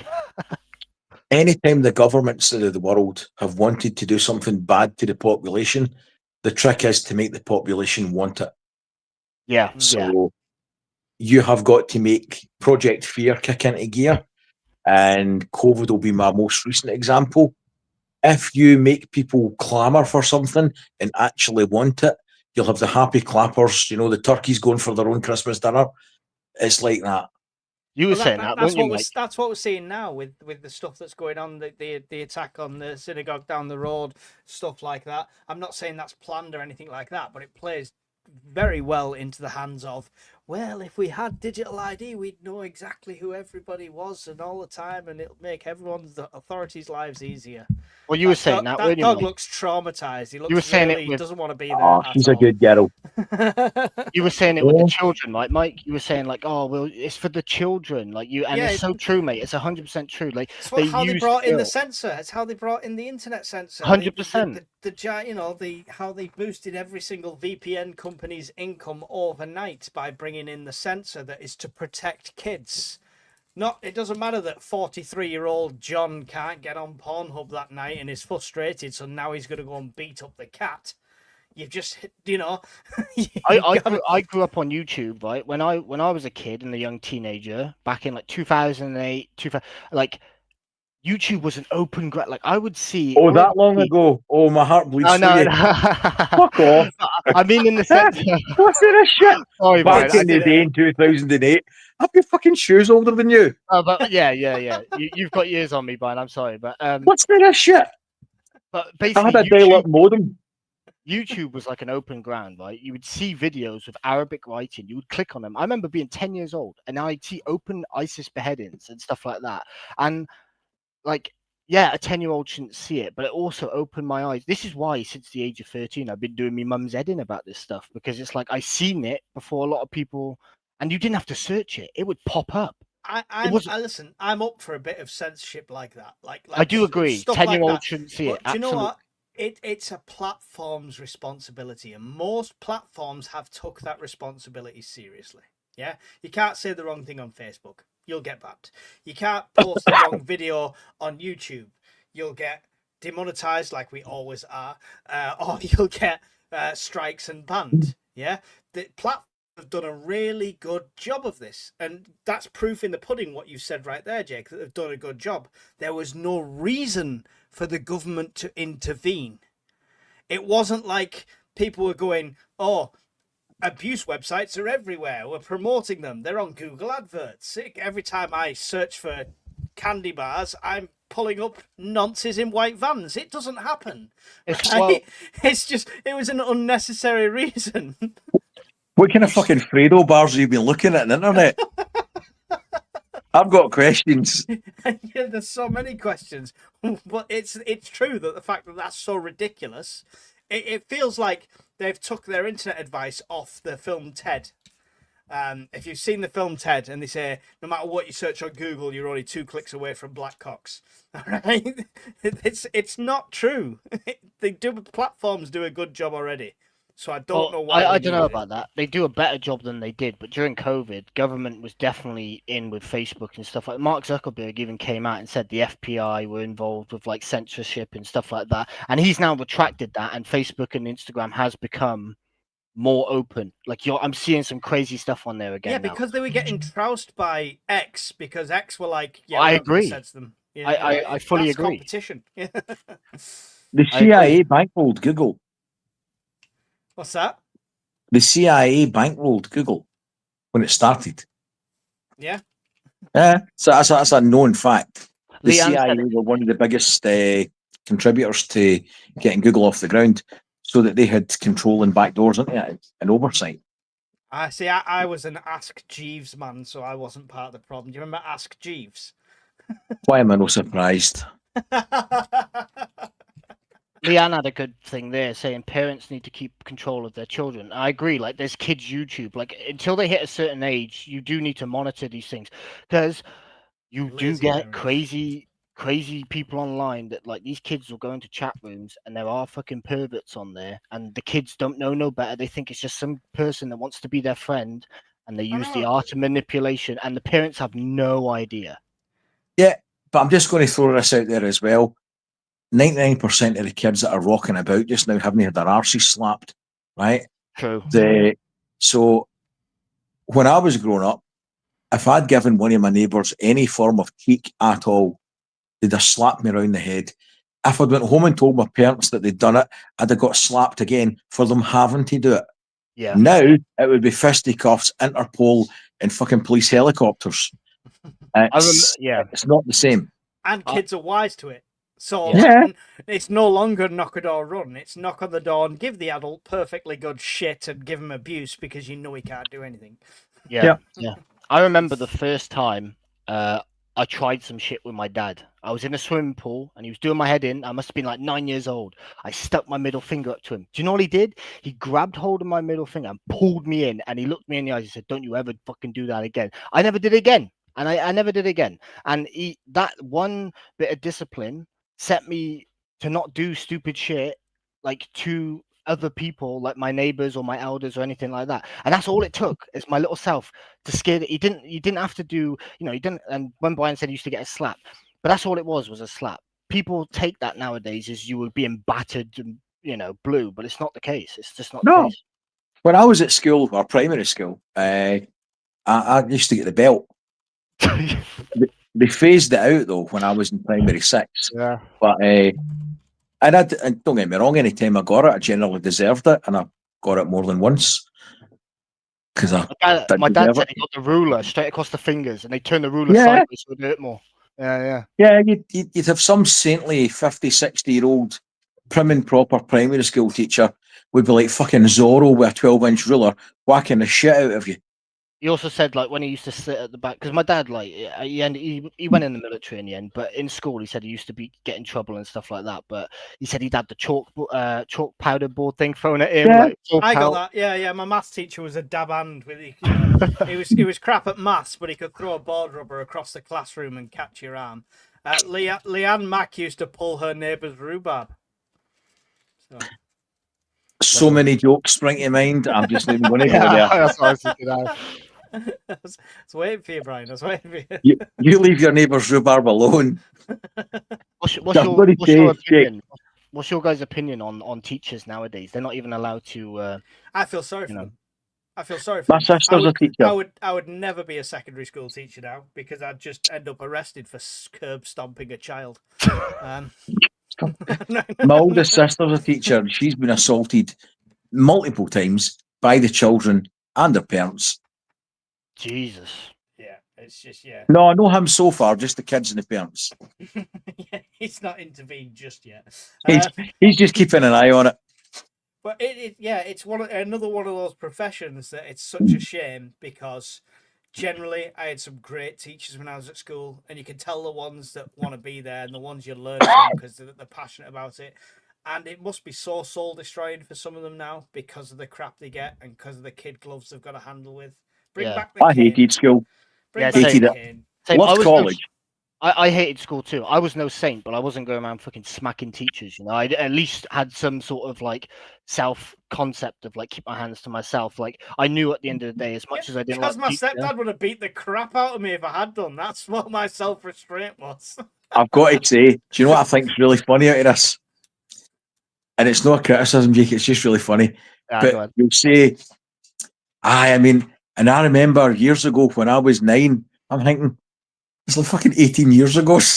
Yeah, no, yeah, I know what you're saying. It's I not wasn't like getting it's like the slapped. 60s here. No, I know what you're It's like saying. a I wasn't week in getting slapped, Tuesday. but true. I wasn't getting slapped by teachers or anything like that. But there were some kids in school that did actually smack a teacher. Like I had a kid hit. I'm not going to say his name, but I'll say the teacher's name, Dr. Glover. Headbutted him, just busted his nose wide open. The science teacher, and he got Wait, nothing for it. wait, He wait. didn't get expelled or Wait. nothing. Wait, your teacher was D. Glover? No, Dr. Glover. Yeah, but that's a D. Glover. It's not my teacher. He was just a science teacher. Yeah. That's awesome. He was I don't even think like he wasn't like one of a real doctor. It's just you know what I mean when they get the certificate. It was like that. He'd Yeah, a PhD. probably. He But would yeah. have to be a doctor. No, well. we were talking about this on the podcast with Tom as well. There's professions now that just I don't know why anyone would choose to do them. Like I'd love to. You've got to have a degree to get in the police now, which is creating a whole new breed of interestingly. No, I And- know what Peter you don't. And there's less physical standards. They've lowered all the physical standards. And let's be honest, if you're that guy that took the shot at the synagogue, you're now out of work for 12 months while they do a full investigation. Why would you risk going into a profession where one decision can change your entire life? It's just this is You why could argue the that army. we all. This is why the army numbers down. It's why police numbers are down. What do they It's get just- paid? The armed police. What do they get paid? I can't imagine it being like crazy. Oh, it's in the mid-40s, I think. You Yeah. don't, yeah, it's so many other professions that you could do that earn similar money. Make more money in a trade. Yeah, but that's my old man says. But it's not about the money for people. Some people they are passionate about the job. I met a serving officer while I was at the Bug Out Weekender, and he really loves his job and stuff like that. But he's seeing that same change. He's seeing that this generation of the university qualified officers that have got a lower standard than the bleep test for police officers now in England. You could walk. You could walk. Oh my god! Yeah, it's embarrassing. So it's honestly, it's just the physical standards dropped and the educational standards gone up, and we all know the education system is left leaning as they go through university to be indoctrinated into this peace and love and left wing crap. They're all turning out like bots, bro. They got no break. Like they're just bots in video. We call them NPCs in gaming community, like non-playable characters. They're just honestly, you walk past them and you think to yourself, like, that's a fucking person. Like they're just clueless. Like even their mannerisms, how they like walk around and shit. You're thinking to yourself, like, they look like a pigeon in town square. Like they're just kind of everywhere here, there. They got like. That's because we live in a simulation. But the problem is, Jake, they turned education into a business. 100%. And when I was growing up, not myself directly, but Now we're going slightly back. later on, they tried to convince everybody that they should be going to university. Yeah. That was the way to go. You had to have a degree. And then as times went on, kids have been sold a pup that you've got to go to university, you've got to get a degree. Well, unfortunately, the employers have got wise to the fact that there's so many bogus degrees that are coming out with that have got no relevance to the workforce that they're effectively worthless. Yeah, arts degrees and stuff like that. It gets you like it's not real art. It's like art for social studies and shit like that. It's like what the fuck even is that? That trends in the like in the employment industry, especially in IT and stuff like that. There's trends of that. So like 5 or 6 years ago, degrees didn't matter and they wanted experience. Now, like literally now, the degrees, every single job you're looking at, no longer saying experience. The same roles are now saying you need a degree in this. So it's like trends. It's like at one point they want all experience, and now 25-year experience, but have you got a degree? No, well, you're not coming in. May I've spent 9 years at colleges and different things, and I'm still an idiot. It proves fuck all. It's Well, no, about you're an it's your idiot willingness in to other learn. areas. Yeah, you're idiot in other areas that you're not specialized in. But in the area that you're specialized in, you know your shit. And I like when I watch some of your videos, by now, I can tell you know your stuff when it comes to like solar and things like that. So it's obviously like when it comes to intelligence, I don't think it's just a broad spectrum of knowing everything. I think you pick an avenue and that's what you choose to, because otherwise your brain would be fried. I honestly believe your brain would be fried. I'm quite a lateral thinker. I jump onto things and I'll learn things. I'm self-taught in everything I do. My Oh, we know last you job, jump onto things. That's why you've got so many fucking kids. but I enjoy learning more than most people that have gone through the education system because it's something I enjoy doing and not What do something they I'm call being that? Isn't it an autodidact or something, like self-taught, like you self-teach yourself, something like that? No idea. I just call it getting by. That's what I've always called it. Paul Thomas said, when I was 16, you had to be 6'2" to be a copper. Now you're looking at the 4 foot. You just reminded me. I just watched Charlie Veach's recent video, and this female cop goes past, and it genuinely looks like a 12-year-old in dress up. Did you see his video recently? Like he was in like some small village or something, and then some Karen came up to him because like in the background some people like had a word with her, and then all of a sudden she was like, "Take down." Yes, I saw that. And I realized that it wasn't actually her; it was the people that she spoke to in the background, kind of give like their 2 cents on what they thought of it, and then she approached him. Do You know, they not know that that's what you want as a YouTuber? If I did a walkthrough in Manchester and nothing happened, how many hits would I get? If a Karen approaches me and tells me to stop filming, oh, stuff I'd like that, embrace it. I'd run with it. I'd be like a film crew there. Like, go on, keep going. Exactly. You're doing us favors. You know what it's like, Mike? You can't even go to the shops now. I mean, nearly 2,000 subs. I can't go to Tesco's without getting accosted for autographs. The struggle is real. What are you laughing at a bit? Listen, it's true. See, if I get recognised, I don't think it's through YouTube. I think, oh shit, is that the CSA? As they say, so you beat me to it. On that note, I'm going to leave you to Jake's tender mercies and go and get some sleep. And I'll catch you later on, guys. Cheers for jumping Nice one. Have a good one. Bye. Cheers, guys. Have a good one. Mike, have you seen? Oh, sorry. Go on, mate. I was just going to mention to the chat we're probably only on for another 5 or 10 minutes anyway because I've got work as well. So, but carry on. What are you saying? Before I came on here, I was on X just scrolling, and obviously there's been doom a civil scrolling. war. Yeah, just doom scrolling, having a look, see what people are crying about. But there's obviously been the civil war in Sudan, and it's been going on for a while, you know, with the North and the South and stuff like that. But recently on X, especially tonight, Dominic Tarczyński, the Polish MP, he was posting a bunch of stuff on there about Sudan and stuff, and they're like showing videos of people being mowed down by a bunch of groups and buried in graves alive, which they don't show the particular ending to that, but they did show the shootings and things like that, and it's just brutal. Because I think it was the first stream that I did with you, we talked about like Islamic extremism, stuff like that, and we was on about Nigeria, and I noticed recently in the news they're going crazy with Nigeria as well. Again, now it's like all of a sudden it's come back round, but there seems to be many sects in Africa like Nigeria, Sudan, Kenya. I don't think it's ever eased off and come back round. It's just when it's decided to take the mainstream, whether it's trending or not, is whether it's newsworthy or not at the moment, right? So I think it's always going on at places like that. So I think I seen was it Glenn Beck or so? Forgive me, I can't remember the name, but they said like Christians are being killed in Africa, and I think it was like a Glenn Beck or someone like that said not for long because they're working on funding something to go over there to protect them. Now I don't know who's going to do that, and if it's a real thing, but that will be something interesting to keep an eye on as well. Yeah.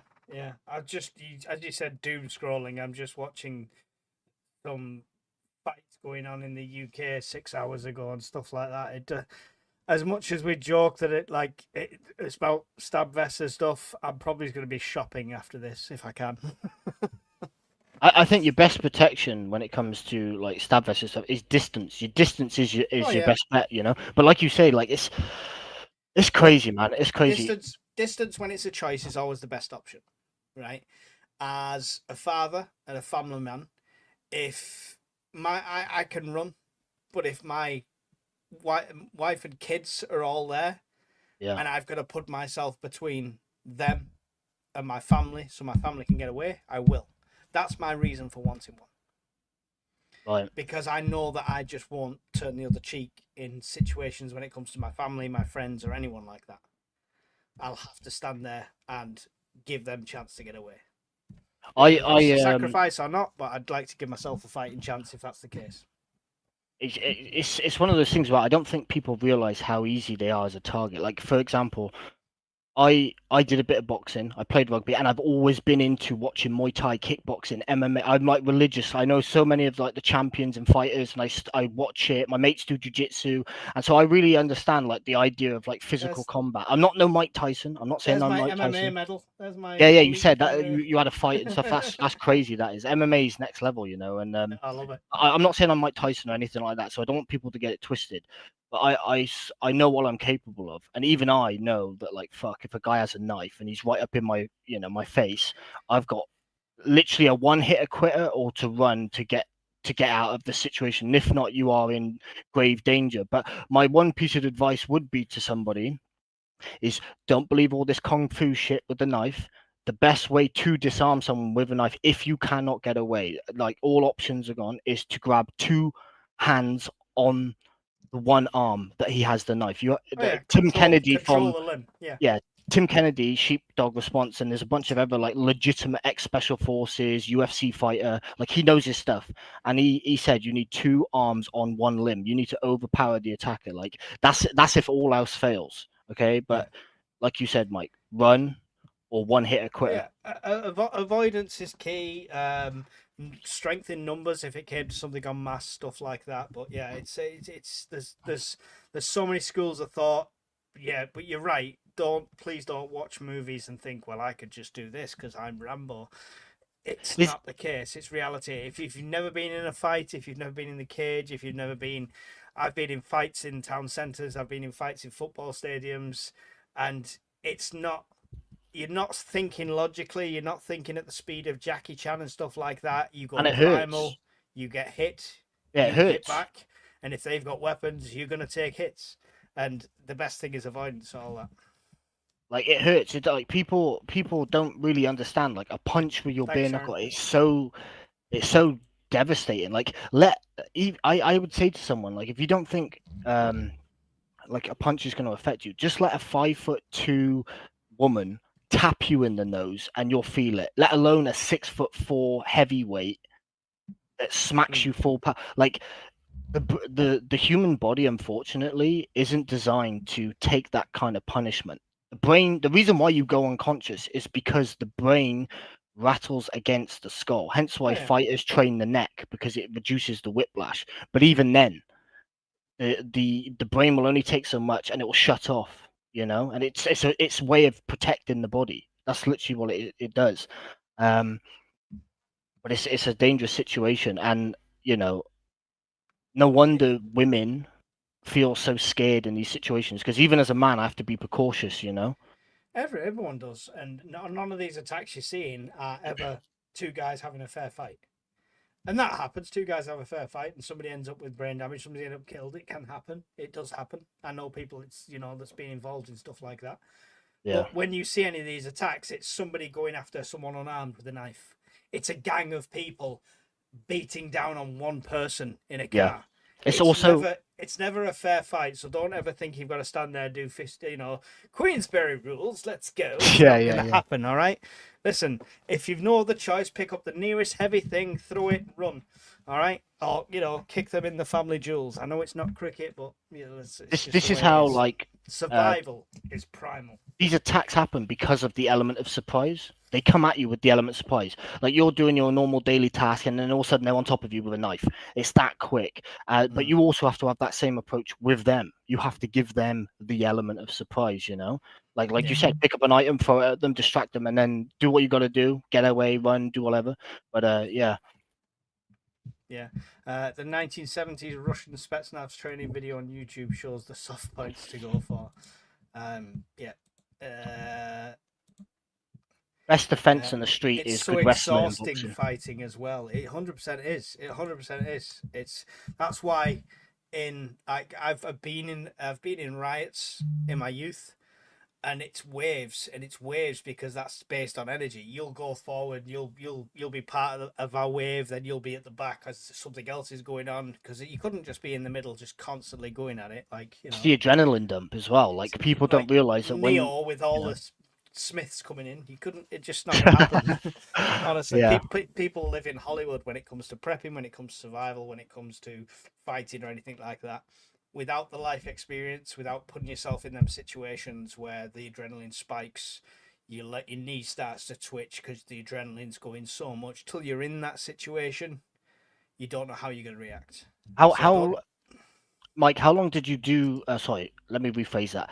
How long were the rounds when you took the MMA fight? Was they 5-minute rounds or were they 3-minute? 3-minute rounds. Okay. So it was part of the white collar thing, and I only did it mainly for the training. I was trained off Tommy Blackledge, who is an actual UFC fighter from back in the day, and he has a gym in Wigan. So I was trained off a professional UFC fighter. So I took it for the training. I raised money for charity. Had a bit of a scrap at the end of it. Great adrenaline, great experience. I'd do it all again, definitely. But yeah, it was the training more than anything. If anyone gets a white collar event near them, sign up. 6 weeks of training. Why not? The training's hard, man. The training's hard. My coach was like I nearly passed out on the first session. Yeah, my coach was like, I was doing 90 minutes of football at the time, like on a regular basis, and I was doing the gym and stuff like that. My first MMA training session, 40 minutes in, I had to like really think and stop myself from passing out because I was lightheaded. It was intense. It's funny you say that because like I used to play rugby, right? And rugby, you're running around, you're tackling people, and you're knackered. But in a fight, you can't take a break because it's not a team sport. It's like you're there standing in front of the guy for the entirety of the round. There is no hang on, mate, give me a 5-second. If you take a break, it's game over. So like the conditioning side of things is real serious. And for the first couple of weeks, I'm not gonna lie, I was blowing out my ass. Thanks for your contributions tonight. Really appreciate it. Yeah, for the first few weeks, I was blowing out my ass, but then even after the first couple of weeks, the funny thing about fighting is you think it will get easier. It doesn't, because the fitter you get, the more you can push yourself. So you're just as tired from week 1 as you are to week 10, because at week 10 you're miles fitter, where you can push harder. Yeah, so you're still out of breath. Your endurance improves. It was only session 1 I nearly passed out, but your endurance definitely improves, and it made football feel a lot easier afterwards, sort of thing. But yeah. It's definitely something I'd recommend for anyone. Go and get the free training on 6 weeks and raise money for charity. White collar events are everywhere: boxing, MMA, all sorts. So it's good prep to have. Good. What's the strangest topic so far, please? Aliens coming down in the. I think I missed that. Comics from the 3-1I Atlas, whatever it is. So yeah, you missed Elvis Aliens Rift. You missed it all. Speaking of that, I am going to have to call it, Jake. I think I can feel my heavy eyes. And no worries, mate. It was nice joining you. We've done 2 hours, so that's good. The numbers have really done a weird thing recently. In the last half hour, they've gone down to 30, up to 100, up to 80, down to 20. I don't know if people are going in and out or YouTube and are hearing keywords like fight and knife and just blacklisting me. So yeah, interesting. Yeah, Jake, pleasure to have you on. Pleasure to be here, man. Yeah, always welcome. So anyone else watching, don't forget, I'll do these on a regular basis. Make sure you take advantage. Come in, have your say. You don't have to have your camera on like Jake. You can just talk. I need to buy a camera and stuff like that. But that's entirely up to you, personal choice. Don't forget to check out the Discord if you're not already. It's the best place to contact any of us and speak to us all. And of course, I must plug last minute is the Scottish Prepper Meet still has tickets for the 28th to the 31st of August. It's the bank holiday weekend, so it's an extra night of madness. It was an absolute great laugh last time. £35 for the pitch, so make sure you get that booked up. Thank you, everyone. I'm trying to find the button. Stalling while I try and find the button. Thank you, Jake. Thank you, Brian, for tonight. Everyone who's contributed in the super chats and got involved in the conversation. Really do appreciate every one of you. And we'll see you in another video really soon. Goodbye. Cheers.